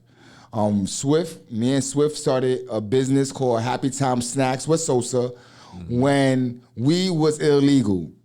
Facts. Let me say this. One of the first, I like to do things first. I'm on my Soulja Boy shit. I'm on my Soulja Boy shit, because I really could say that though, but we was one of the first 10 people throwing weed events in New York City. You hear what I just said? Let me repeat that again. When we started throwing weed events, there was only 2 other people that I know, or 2 other situations that I know. One was in the Bronx, and one was in Queens. The one in Queens was with Plasma Slug. Let me just keep it 1,000 with you. Like, people who know the bud business of events in New York City, Happy Time Snacks is one of the first 10. I'm not gonna say the first one, but the first 10. We birth a lot of people. We birth a lot of brands. Niggas know our whole blueprint. Yeah. The performance with Bud, that came from us. Nobody was doing that in New York City. There's a lot of bells we can ring, but this is what it is, God. God, come sit down. Throw your mask on. We got somebody coming to the building. He's the guest for tonight. We have a Bronx bomber in the building. His history is solidified. He isn't new to this. He is true to this. So it is my pleasure and the Vandal Hour's pleasure to introduce to y'all Sipha.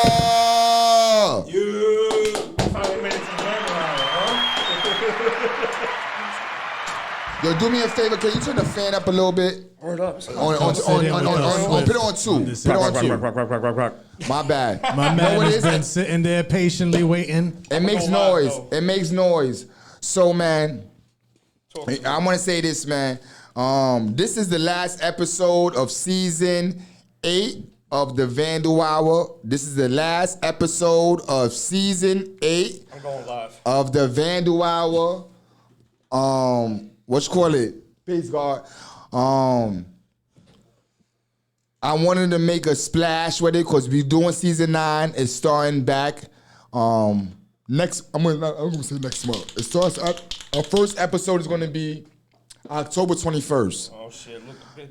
October Yes, in the building. October 21st, we are back. We're going to have a new season, season 9.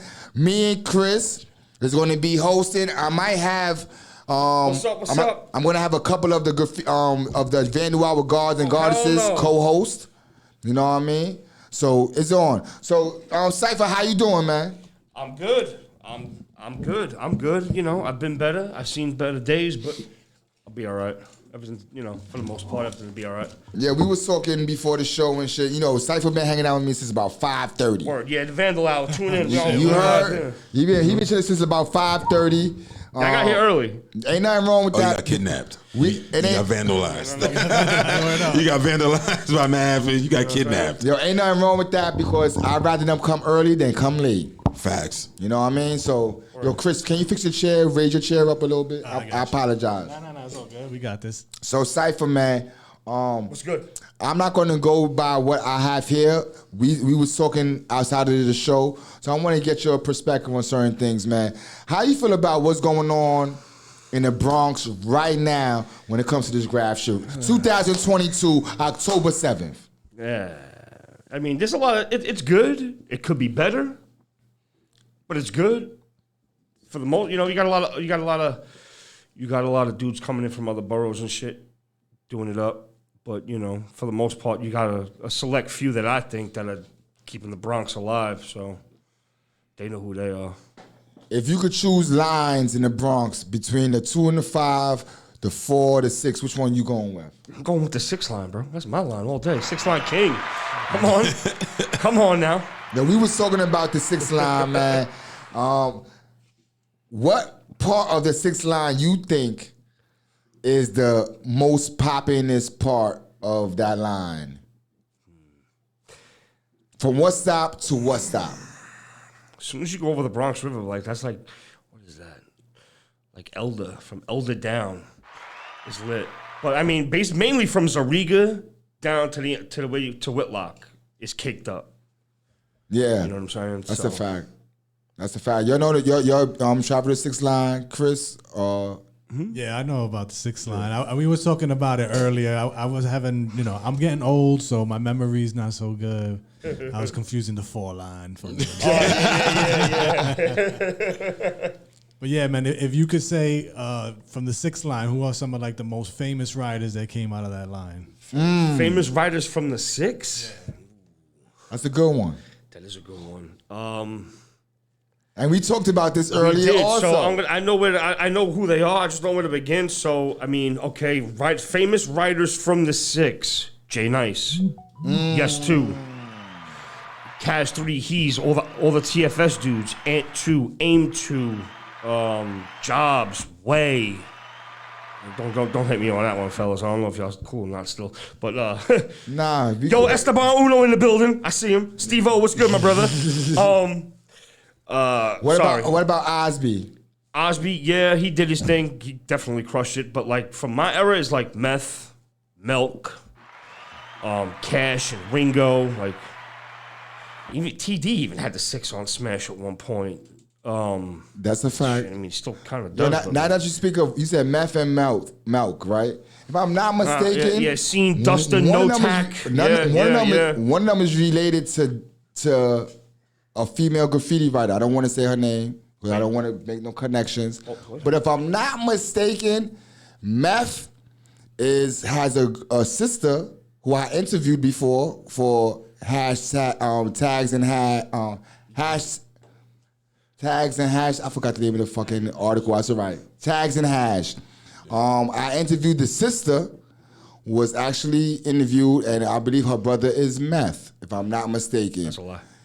Huh? No. It's not? No. You don't have a You sister? sure? Meth does not have a sister. Oh shit! You know. How you spell the Meth? Meth.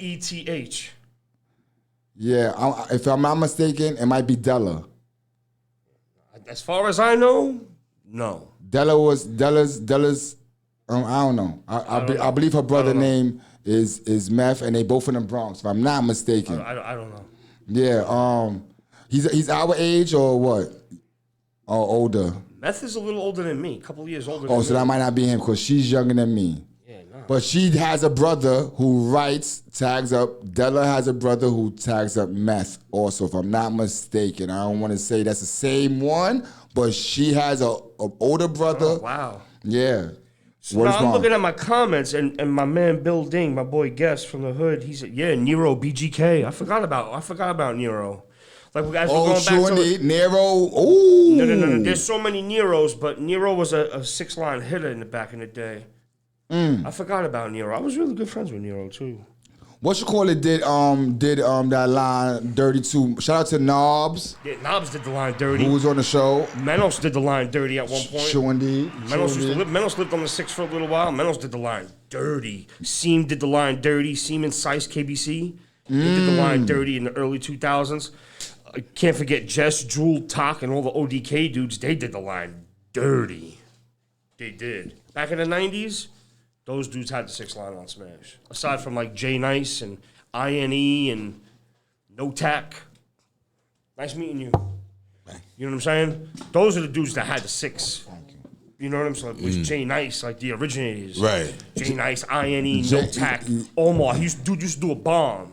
I think he wrote Omar, BEP, him, and a couple of other dudes. They had the line on Smash. No Tack was definitely. I remember. No Tack. That had was it. late 90s. Mid-90s, not even the late 90s, the mid-90s. And then you had all the, like I said, you had Meth and Milk and Nero and Ammo and VO and... AMMO ammo. No. AMO? AMO Ammo. I went to school with that guy. Old school. Those AMO, AMO, shout out. Yeah. Shout out Yo, to AOW, shout out to Daz.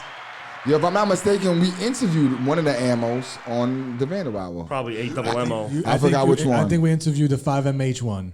The 5MH one. Yeah. All right, so we definitely interviewed one. He's also a rapper. He also does music. Oh, as well. true indeed. Peter Ammo. Peter Ammo. What you call it? We was also speaking about the 6-line of power boxes. 6-line does have a lot of power boxes. I was looking at them shits today. The power boxes right now. You guys like View, Acer got a few. View, Asa has a few. I know Steve has them all. Yeah, those. Shout out my man Steve. Yo, what you call it? Them power boxes. Let me say, power boxes in the 90s was very big. One of the most famous power boxes that in Brooklyn was Broadway and Ballroom, where Asp had did the full box himself. And if I'm not mistaken, when it fucked up, Zexor went back and cleaned it all up for him. Very famous power box. I didn't do that power box. I was a power box person. I didn't do that power box. But I did all the power boxes after that one. So if y'all know the J Train line, I did power boxes after that one because that one was on Smash. Asp, my man Def had the D on top of Asp. But after that box, Broadway on, I did all those power boxes up into Myrtle Avenue. Oh shit, Mero in the Mero, what's good, bro? Superstar, Big Mero. Oh shit, my man Mero, what's good, brother? Yeah. Mero from De Jesus and Mero. That's my man Mero. Oh, Live, bro. What's good, bro? P Weezy in the building. Tell him they call me Paulie Poolside, bro. Tell him we need him on the Vandal Hour. Tell him we need him on the Vandal Hour, man. Yo, they're saying they need you on the Vandal Hour, bro. We're fans of Jesus and Mero, the Bodega Boys. Yeah. What's shaking, my bro? Just chilling, doing this interview. You know. Yeah, but power boxes were definitely big. There was some power boxes on the Metro North. I used to have a lot of those. Yeah, I rocked a few of those. Those are fun to do, man. Let me ask you, Sipha. Talk to me. Do you feel in these times that is the boundaries of GRAFF being pushed? Not really, no. Not really. In my opinion, no. Not really. I mean, you were talking about this the other day. Dudes are hanging off the side of buildings. Okay, cool. Everybody's been doing that. But the only thing that's really changed is dudes came in with jetpacks. And now you have, like I was saying to you yesterday, who's that? Gain in Texas? And doing Distro. those fucking rollers? Yeah. What the fuck? Fucking crazy, This though. is insane, dude. What? How are you on a roof doing that shit with a roller and finessing the fuck out of it too? Over in the building. Tony, I've been seeing Tony do the rollers. Yeah, too. Tony's doing a lot of stuff in Brooklyn. Anyway, Yeah, he's a On to the next So what now? What it is Cyphers from the Bronx. yeah. So Tony's rocking a J line heavy. I mean, I don't know Brooklyn. where he's from. I never really, in particular, seen it except for like city shit. So Yeah, right now. if you're painting, you're painting. You're bombing, you're bombing. Good for you. Congratulations. Hey, yo, peace and vigilance. This motherfucker puts out sweats right now. Looking at the video, one now. Right. State media. You heard? That's a shout out to the Vandal Hour Guard Facts on Wax for coming through. TNV mob all day, Mero. You know it. You heard? What you call it? Who were some of the people that Caps was good. influenced you in your early years of getting into GRAFF? Oh wow. The early years of GRAFF, like I said, is like Jess and Ness. You know, seeing them on the highways and dudes from my neighborhood. You know, I grew up around the TFS, the original TFS IMOC guys. There's Yes 2 and Skase and Spell. Skase lived around the corner from me along with Spell. You know, and then seeing all the TFS guys, Cash 3, He's, Tor, Aim 2, Ant 2, and just on and on and on. You know, Tone 2 even. You know, I used to go to school with Facts. Tone. That's It's a like fact. fucking grade school shit. You know what I'm saying? I went to school with Tone. Tone 2, Yes 2 was Tone dope 2, too. like, you know, like, those are the dudes I grew up around. I grew up with Nero, BGK. I met Meth in fucking, when the fuck did I meet Meth? I met Meth, BGK in 97, late 97. You know? So when you first go out, who's kind of teaching you the ropes of what to do and what not to do? Just a couple of dudes in my neighborhood that used to write. My boy Mevs, he was nice with it. Mevs was nice with it. Johnny Mevs, what's good, bro? Yeah, MEVS? MEVS. Yeah, Mevs was nice. Like, we used to be hanging out in the corner, and motherfucker used to sit there all day. You see his finger going, like, yeah. Is that the what crew was he down with? That's BVB crew. That's the crew from my neighborhood. BVB all day. Okay. BVB for life. Facts. Yo, it beat Genie, my man Genie in the building. it beat a local. Usually when it comes to entering the GRAFF game, we don't know who the big players are. So it's usually a local person. I'm not gonna say local, that's a bad word, but it's usually a person from our neighborhood that really didn't expand outside of the neighborhood that kind of gives us the influence, the ins and outs. See, like Mev, my boy Mevs had it. Like, he's got so much fucking talent. I mean, we used to go to the back of the Pelham Bay Park, bro, and he would do a piece in like 10 minutes. It's fucking nuts. You know what I'm saying? I never seen anybody do something. Nothing fancy, nothing really crazy, but like, dude would lay down he would just lay down an MEV quick. Fill it in, outline it, a couple of shades, maybe grab the white and do the fucking white out. You know what I'm saying? Like, bro, I'm still doing the filling. Like, I was black back in, you know what I'm saying? This is 96. Early 90, late 95. I'm still fucking trying to do a filling. I was whack as fuck. And this dude's doing pieces. You know what I'm saying? First thing I learned how to do in graffiti. Was he older than you? Nah, he's my age. He's actually like a year younger.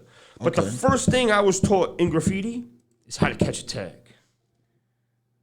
That was the first thing I was told to do. I'm like, yo, when I started graffiti, I'm like, what the fuck I need to know how to do? Like, yo, first thing you need to do is master your freehand. Sorry, I'm banging on the table. Yeah.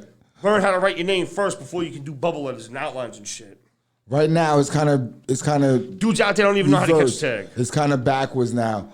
How do you not know how to catch a tag? I got a kid in my neighborhood. Like, he runs. He's probably gonna be mad that I'm gonna say it, but he got my name.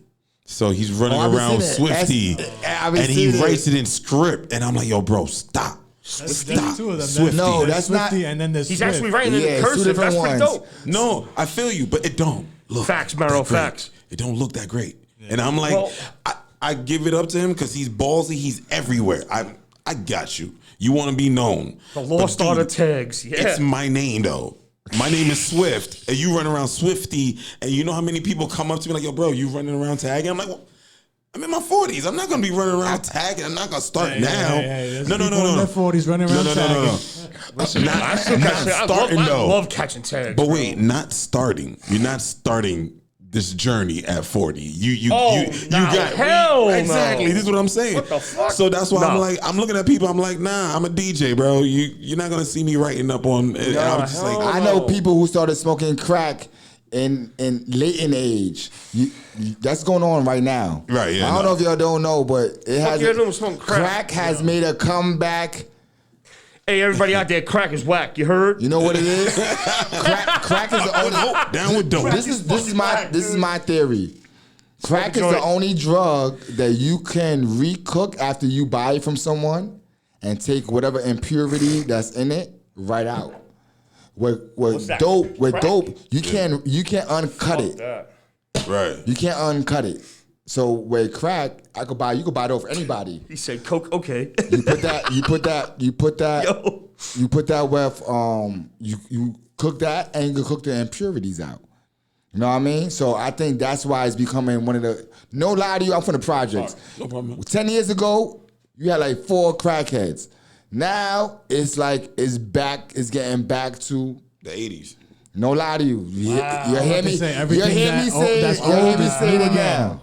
You hear me saying it now. That's a fact. That's not no made up shit. That's some real. If y'all really outside, y'all know what I'm talking about. Crack Because is a lot making a of these comeback. younger generation, they didn't experience the crack era, No. so they don't know what it was like. I was young and I was young during the crack era, but like I knew not to try it. I didn't try it. knew I not didn't to go try out and it. fucking start smoking crack. Right. Nah. I did other things, but it sent me to the fucking farm a couple of times. But you know, hey, I like to fucking sniff a 50 bagger on a Friday night with my friends. What's wrong with that? But it fucked me all up. Sounds Anyway, like a good time. let's Sounds not like get a into good that. It sound like a Segue. party. We was talking. Offline. We was talking about how graph and rap is kind of a microwave situation now. Oh man, yeah. Dudes become stars in 6 days, 6 months. Graph wise, rap wise. How you feel about this microwave culture we have fucking now? bullshit and it's ridiculous. It makes me fucking sick to my stomach. I want to puke. It does. In a nutshell. Who the fuck are you and where the fuck did you just come from? Poof, you're famous. What? 20,000 followers. And all this. Listen, I do graffiti because I love it. I do graffiti because I want to do fucking graffiti. Then you get like these hipster fucking scumbag trust fund jerk offs. Hold up. Yo, watch me work. What's good? I see you. Right on. But you know what I'm saying? I'm not in it for that. I was famous before this social media shit. You don't believe me? Check the fucking credentials. They're there. The pics are there. You know what I'm saying? I came up from nothing. I didn't know shit about graffiti. I fucking got involved in it because I saw it was something I wanted to do, and I fucking took off with it. All of my friends used to do fucking graffiti. The neighborhood I'm from, BVB, stand the fuck up. BVB land, everybody wrote. Everybody did graffiti. I'm the only one that fucking took it from above and beyond my neighborhood. You were saying that earlier that most of the people that you started writing with do not write no more. Not at all. They don't, nope. Hell no. Everybody that I wrote with, when I first started this shit in 1994, none of them write. None of them. I used to have a bombing partner. I'm not even going to mention his name. That's because a funny story. He's fucking totally irrelevant. At one time you were hot, but now you're not. Facts. But no, like my man Mevs from the neighborhood, nasty. He never did anything with it. You know, dudes went to work at an early age. We were in unions, but we didn't even graduate high school yet. And we were in a fucking union. Man, you going to work? Fuck school. Okay. Yeah. Go make money. Bye. How did your family react to you doing graph during those times? You know what? I mean, my father used to call me up. R.I.P. Pop. I just lost my dad like 8 months ago. Oh, sorry. My condolences. Condolences. He's right here. I keep him with me. You know what I'm saying? So, That's a bullet? yeah. It's a bullet. So, I'll never forget one of the greatest thrills I got out of graffiti was back in the Nextel days, right? So my father hits me up. Ah, where the fuck are you? I'm like, what's up, Pop? He goes, guess where I am? I said, Beats the shit out of me, Pop. All right, well, guess what I'm looking at? I said, you're looking at one of my fill-ins. He goes, nope, wrong. He goes, I'm on the West Side Highway, and I'm sitting in fucking traffic, and I look to my fucking, my right, and what do I see? I said, Sipha, Sipha, Sipha, Sipha, Sipha, Sipha, Sipha, Sipha. And he goes, when the fuck did you do that? I had just did 4 back-to-back-to-backs, boom, boom, boom, boom, boom, on the West Side Highway, right there. And it was crazy because all the spots that I did it, there was Yes 2s next to it. So everything was next to Yes 2 was rag, so it went Sipha, Yes 2, Sipha, Yes 2, Sipha, Yes 2, Sipha, Yes 2, down the West Side Highway. Bang! Came off. And he's screaming and yelling, when the fuck did you do that? I was like, yo, I did it the other night. Pull over, get the flick. Get the day pic, Pop, get the day pic. Get the picture, please. Get the day pic, Dad. Get the fucking picture. Get the pic, Pop. Shit. That was a great story, man. Yeah. That was a good one. That was a good one. I'm not gonna lie to you. You said you was gonna ask him something, Chris? Now I was gonna say, I went to a few art exhibit events, and it was like the dudes who are the gatekeepers of this GRAFF shit into the galleries. They ain't never did a day of GRAFF in they fucking life. Why are you getting galleries? That's what you were saying earlier. Fucking crazy. Right, but what the fuck? You were saying earlier. We were talking about this shit earlier. He said, dude been writing for a year and he got a gallery. Bang. Hi, can I do your gallery, sir? Or ma'am? You yuppie fucking jerk-off scumbag. Like, and they looking at you like you a nobody. Meanwhile, like I'm a you fucking put all the nobody. work in. You sit outside on fucking Worcester Street and do a canvas and you want $2,000 for it. The fuck out of here. This hipster bullshit graffiti took the fucking culture and spit on it. That's my opinion with this a lot of this new shit. Yo, there's a lot of you motherfuckers I see that don't even step foot in the Bronx. A lot of you motherfuckers. Brownsville don't too. step foot in the Bronx. You stay in Manhattan, you stay in Greenpoint, and you stay in your bandos. That's a fact. I had this conversation. Y'all don't come earlier. to the fucking. I don't even see y'all motherfuckers in Queens, and I'm in Queens heavy. Shout out to my Queens motherfuckers. Facts. I love y'all. Yeah. I'm a Brooklyn kid, but You know I'm what I'm saying? Queens And hold heavy on. But while we're on the topics of shouting motherfuckers out, shout out to my NFG family too. Over, Bags, Keps, and everybody else out there. Dose, I see you. I love y'all. Genie, what's good? Semi, Smurf VD. That's my boy right there. Genie, my brother too. We had them all on the show. You know what I'm saying? Few Shout times. out my brother times. Menos, FUH. Fuck your hood. And that's a fact. And of course, last but not least, my man Steve, he been doing his thing. That motherfucker just landed some Illmatic job. He's making like fucking... Anyway. And shout out to my brother Neo. I love you, bro. U.S. Crew for life. One of our last interviews on the Vandal album was with Neo and Savs before they do the all country thing. Niggas run laps around Soho, and they do. Yeah, they run laps around Soho, Williamsburg, Right? Greenpoint, Bushwick. Greenpoint. They don't go nowhere else. You fuck, get the fuck out of here. What it Tiz, is- what's good? I see you. What it is it's a cheat code to go all city. It's a cheat code. They're not going all city. It's a cheat I code. went all mailbox in 90-fucking-5. Get the fuck out of here. I went all mailbox in 95. The fuck out of here. I'm gonna go to the skate park and do a face. Yeah. It's a cheat code. I'm gonna give you an example. The fuck out of here, bro. I don't want to see it. I don't want to see it. A lot of writers, they go to the Facts, Mero. Facts. They go to the spots where it's heavily known for graffiti. The Lower East Side is when you understand Manhattan, all the money's in Manhattan. Hell yeah. You want to hear something about real quick? Yeah. So when you write in Manhattan, you amongst the upper class. So the upper class is seeing your work more often than not. And that's where the instant fame comes in, you know? So what you gonna say, God? I don't even know where the fuck I was going. I'm so fucking hyped up. It's about dudes faking jacks and going all city. Lower East Side. Oh, Lower East. Yo, I was in LES, I don't know, a year or so ago. I was making up, going downtown, probably get some halal or some shit. I was in LES, riding through, catching Mean Street tags. Fuck it. Yo, say word, these TDT dudes ran down on me talking about, yo, bro, what's up? What you write? I'm like, there was like 4 of them. Oh, they heavy down there. I was like, what the fuck? I'm like, fuck y'all right. Fucking running up on me. I'm Dolo. I'm like, what the fuck is good? They're like, yo, TDT. I'm like, all right, we cool. They're like, no, what you wearing? I'm like, yo, Sipha. And they're like, oh shit, yo, we seen you. Now you good. We thought you were somebody else. I'm like, all right, peace.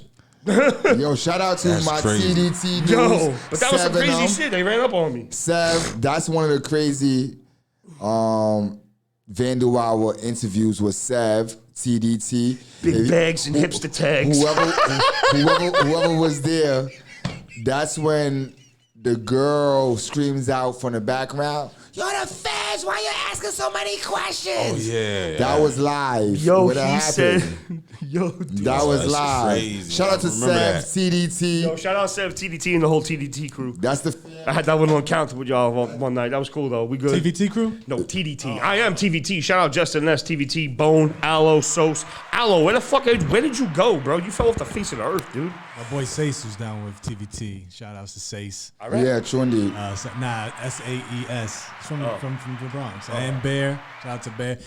Which beer? B-E-E? B-A-R-E. B-A-R-E. Damn. These are 90s guys.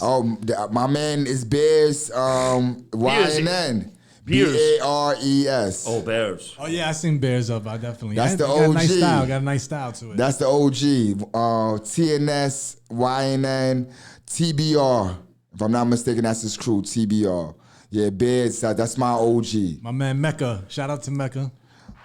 Yo, you know who I seen a recent tag from, if I'm not mistaken? Beamer. Beamer? Beamer. Do you remember Beamer? Yeah, I think I seen a recent Beamer tag. Oh, so let me ask you a question. What tag have you seen recently that you haven't seen in such a long time? Like when you see it, you're like, oh wow, he's riding again. Is there any one of those? My man, I don't know him, but Kobe. Oh yeah, he's I been seen killing. Kobe killing shit. Yeah, shout to my C-O-O-E. Yeah. shout to my man Coe. You already know. Oh, C-O-E? Yeah. COOE. Oh, I met that dude. Yeah, Cool that's- dude. Quick, yeah, I know who you're talking about. Yeah, Quick Stop. Shout out to Quick my Stop, man. he's cool dude. He's cool dude. That's my man. He's doing a lot of shit on Instagram. Says. Yeah, this dude Caesar just said Says. Seeing Says tags and fill-ins recently. SAZE. RK, Rooftop Kings. He's from the 4 line. Okay, yeah. Yeah, he came back out of fucking nowhere, but he only did a couple of fills and poof, he disappeared Here's again. a person for y'all I've been seeing recently that's been rocking. I seen Naughty 40 tags, N40. If you're been in train stations at any time, 40. N40, Naughty 40. NB40? No. Oh. Naughty 40. It's an old school writer. He was in the time of NISO doing the tunnels and all that shit. What's my man Rock? He's like them times. Do y'all know who Rock? R-O-G, R-O-C. Rock was a New York killer at one time. I'm not talking about a shooter. I'm talking about graph wise. He had Midtown. All of Hell's Kitchen was Rock back in the days. Also Wolf A-OK. Do you know who Wolf A-OK is? I heard of Wolf A-OK. Yeah, I heard of Wolf A-OK. I I haven't seen anything up like other like Says. It's really. I mean, I wish Says would have did more, but I seen Naughty 40 recently. Who else I seen recently too? I seen somebody else too. There's a lot of writers is actually coming. I said it since the pandemic. The pandemic brought back a lot of people, and the pandemic gave a lot of people fame that they don't even deserve. How you feel about what you doing during the pandemic? I was bombing. I was fucking bombing. Was you bumping into other writers while you was out there? Yes, I was. I missed the. I got left on a fucking street corner because somebody magically made plans with their fucking girlfriend, which was a lie. Yo, I linked up with Mega and them that night. I missed the. Dude left me on the corner of House Street, but I said, yo, peace, homie. I missed the pandemic bombing. And I linked up with Mega, How was Roach, and that? Score. How was that? Phenomenal. What was the? Phenomenal. Give me a small account of one of the nights that you went out. I'll give you a bunch. I'll give you a couple. We were hitting the Deegan one night. It was me, Over, Lurk, Me, Over, Lurk, and somebody else. I don't remember who that kid was. I think he wrote, I don't know. Anyway, so we're smacking the side of the Deegan over there, down by past Yankee Stadium. And, yo, somebody said, yo, shit, 5-0. I'm like, fuck them. What are they going to do? They ain't going to stop on a main thoroughfare to jump over 3 barriers to stop us. Yo, say where a dude just rolled up, turned on the lights, came over the PA and said, go home. I said, all right. I turned around, kept rocking. Rock. Like, the fuck out of here. They sat there for like a minute or two, and they left. Oh, shit. Another time in the beginning of the pandemic, like it just like the whole lockdown shit started and everything. Right. Me and somebody else were painting. And I was catching a tag on a fucking, we'll call it a van. And some lady came out the window screaming. She's like, I'm going to call the cops. I looked up and said, fucking call them. Ain't nobody coming. It wasn't coming. Ain't nobody fucking coming.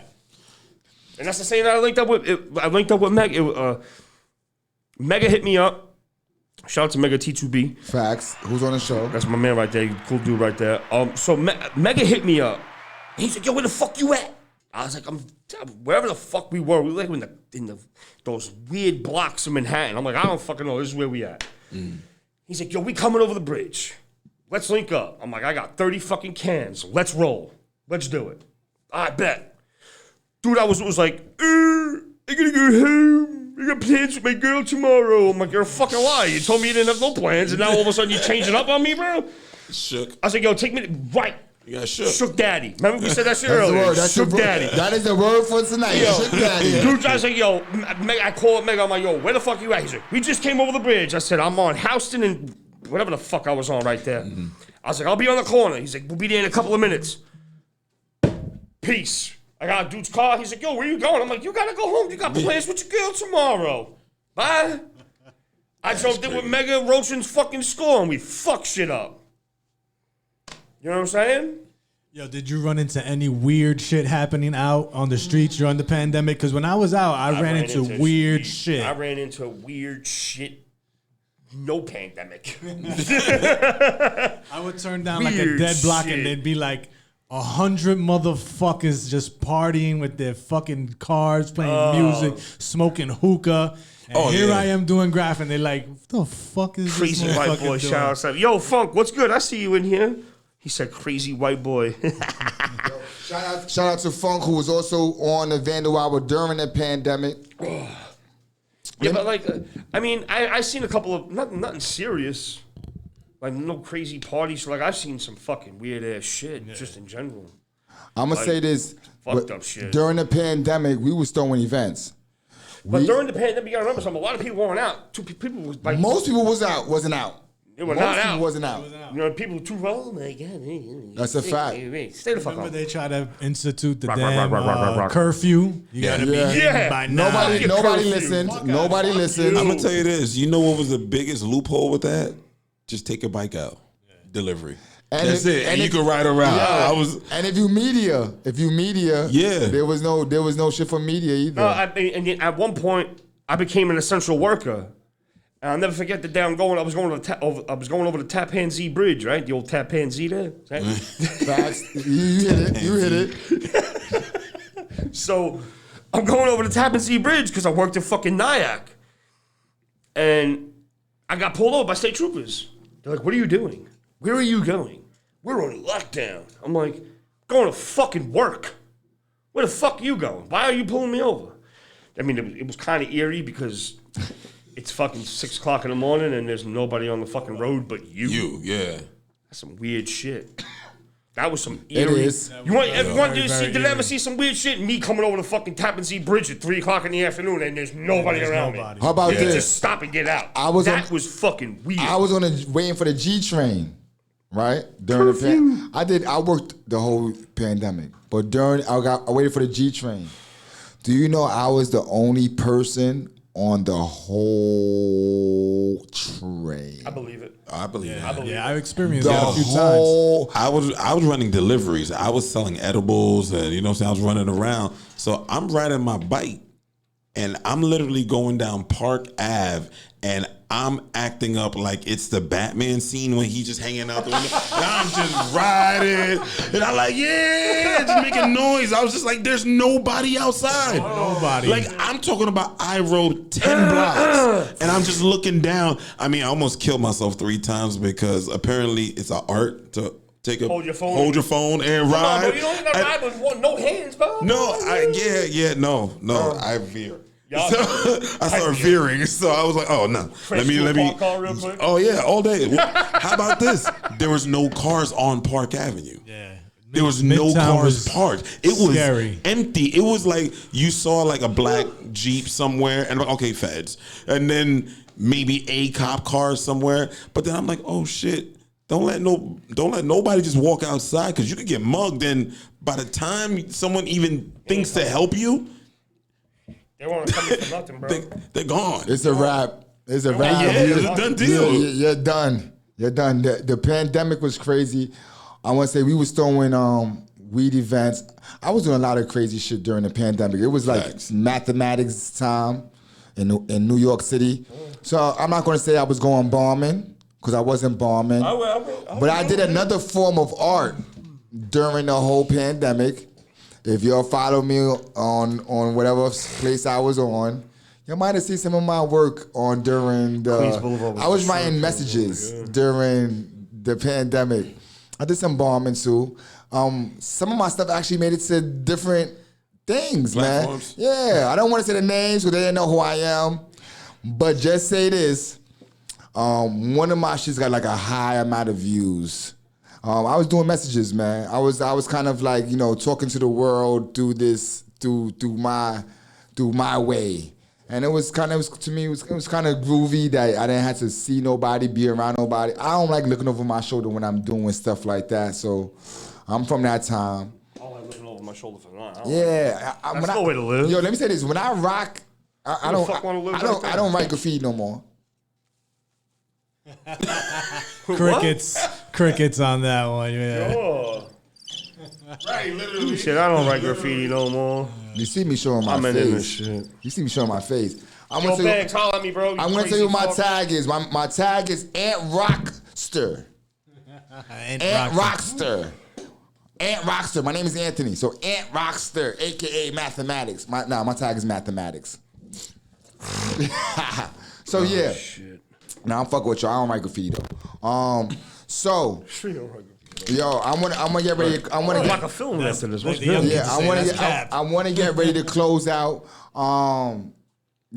Cypher. Before we close, I want to kick with you lads. First. The tag Cypher. Yeah. I want to close out. I'm not gonna. We got to close out also, but I want this to be the last question because it's this great story. When he told me the story, I was like, "Oh, that's dope."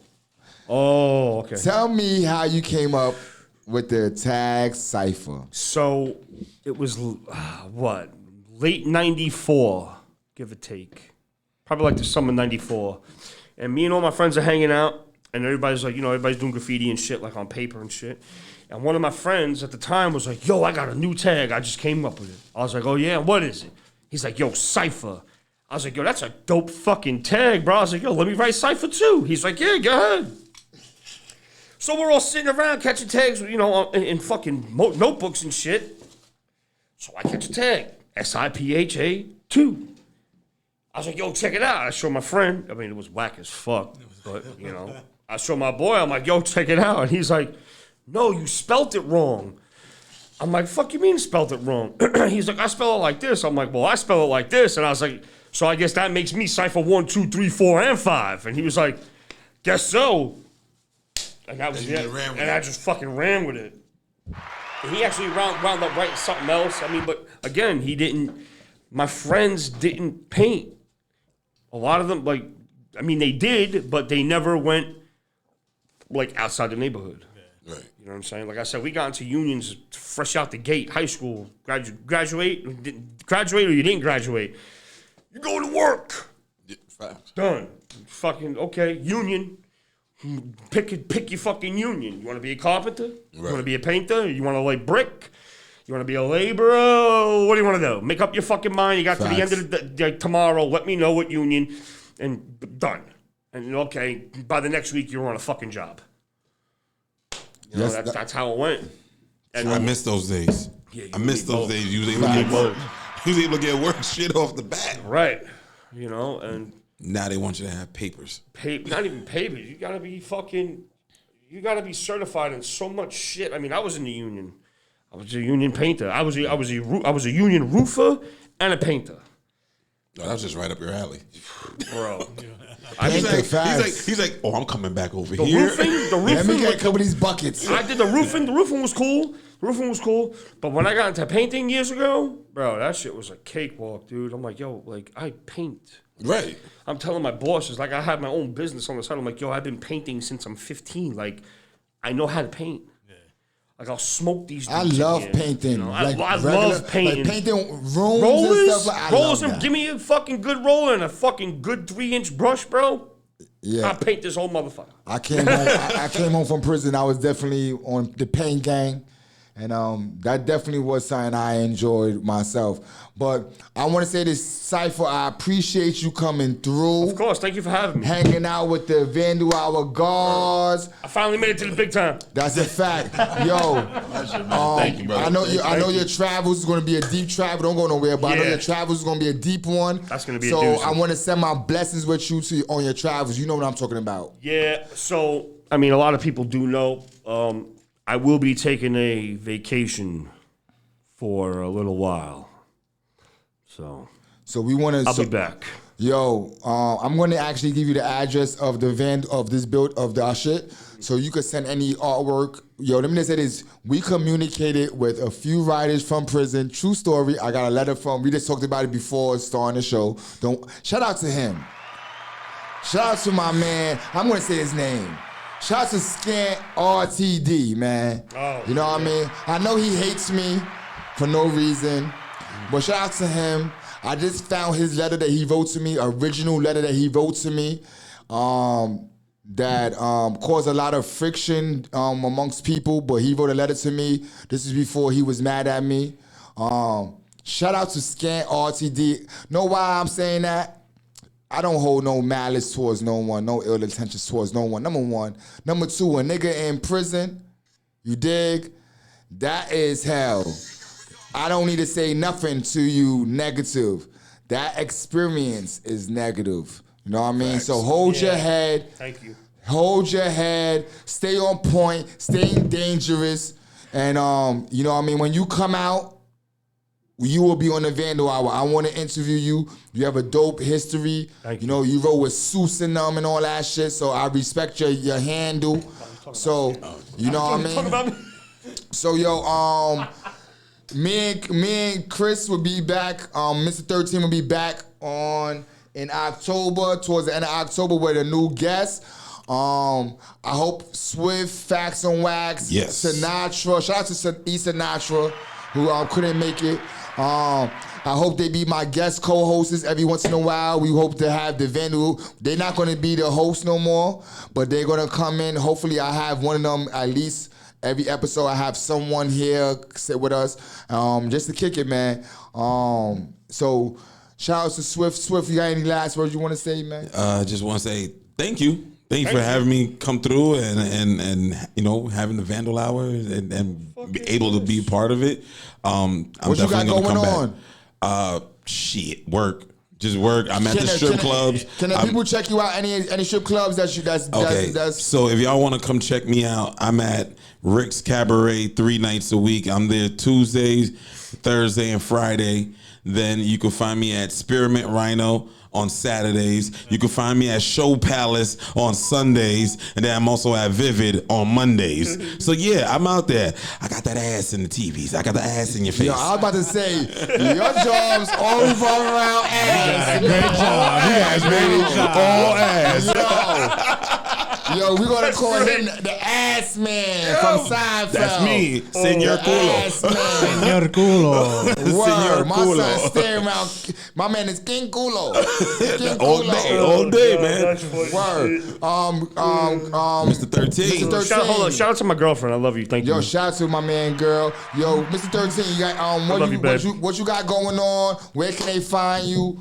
Shit like that. You can find me on Instagram at Made for Kings TV. Also, you could check us out at madeforkings.com. I'm just like Swift. I'm focused. I'm working. I'm getting my brand up, and that's it, There man. you go. We trying to take it to the next level. Like I said, the two words are focus and expand. Done. Yeah. That's a fact. That's a fact. Yo, you can find me in your mama. There you go. You know, if she's finer than a Bahamas. I can't rap. But yo, you can find me on IG at S.STREET Media. You can also follow us on IG at S.STREET Media Radio. Also, you can follow the 1718 Collective, Get Fed Records, Respected DJ with DJ Swift, Made for Kings.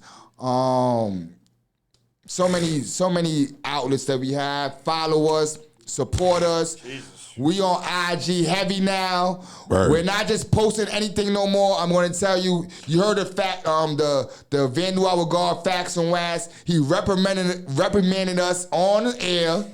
You heard him. He reprimanded us on air. And I'm going to say this. I'm going to give him his props because he's the nigga that's still active. I'm not. So I know what he expects from our show. He is one of the founders of the show. So I know what he expects from this show. And you know what? I agree with him. We may express ourselves in different ways, but I agree with what he's saying. We built a brand here. Our brand is worth something, and we should be talking with people who deserve this platform, not just anyone. You know what I mean? So I agree with him 100% on that. Yeah, exactly. You gotta. Yeah, you know. So I'm going to say this, man. Rock. Thank Yo, I'll see y'all. y'all in 2025 when I come the fuck home. I'm gonna take the city back. Yo, shout out to all of the Vandal Our Gods and goddesses I'ma do your that soundtrack came for you. before me. Brat 11, Giggles, Easy, Drake Kill Films, the Bring That Back dude, the Ghost Fella, Sosa. Who else I'm missing? I know I'm missing people. I'm missing so many people. Reps, who designed the original logo of the bandanas. Shout out to my man A1 who designed the original Vandal Hour logo. Shout out to everyone who helped make this a hit show, man. We're still gonna do this 8 years later. It is real, no bullshit. Tap in. Catch us on the Vandal Hour on Instagram. Check out S.STREET Media on YouTube. Check out all them old episodes. We on Anchor.fm. Shout out to Mero from This and Mero. Oh, he said he coming on. He said he'll come on. Just holler at him. Yo, that is the Vandal Hour God's inspiration is Deeces and Mero. We've been watching since the Bodega Boys. We are fans of their creation. So shout out to them. Shout out to everyone who supports us. Shout out to all the Vandal Hour Gods and Goddesses. Shout out to the audience. Man, I am out here. Peace, bro. Peace. Peace.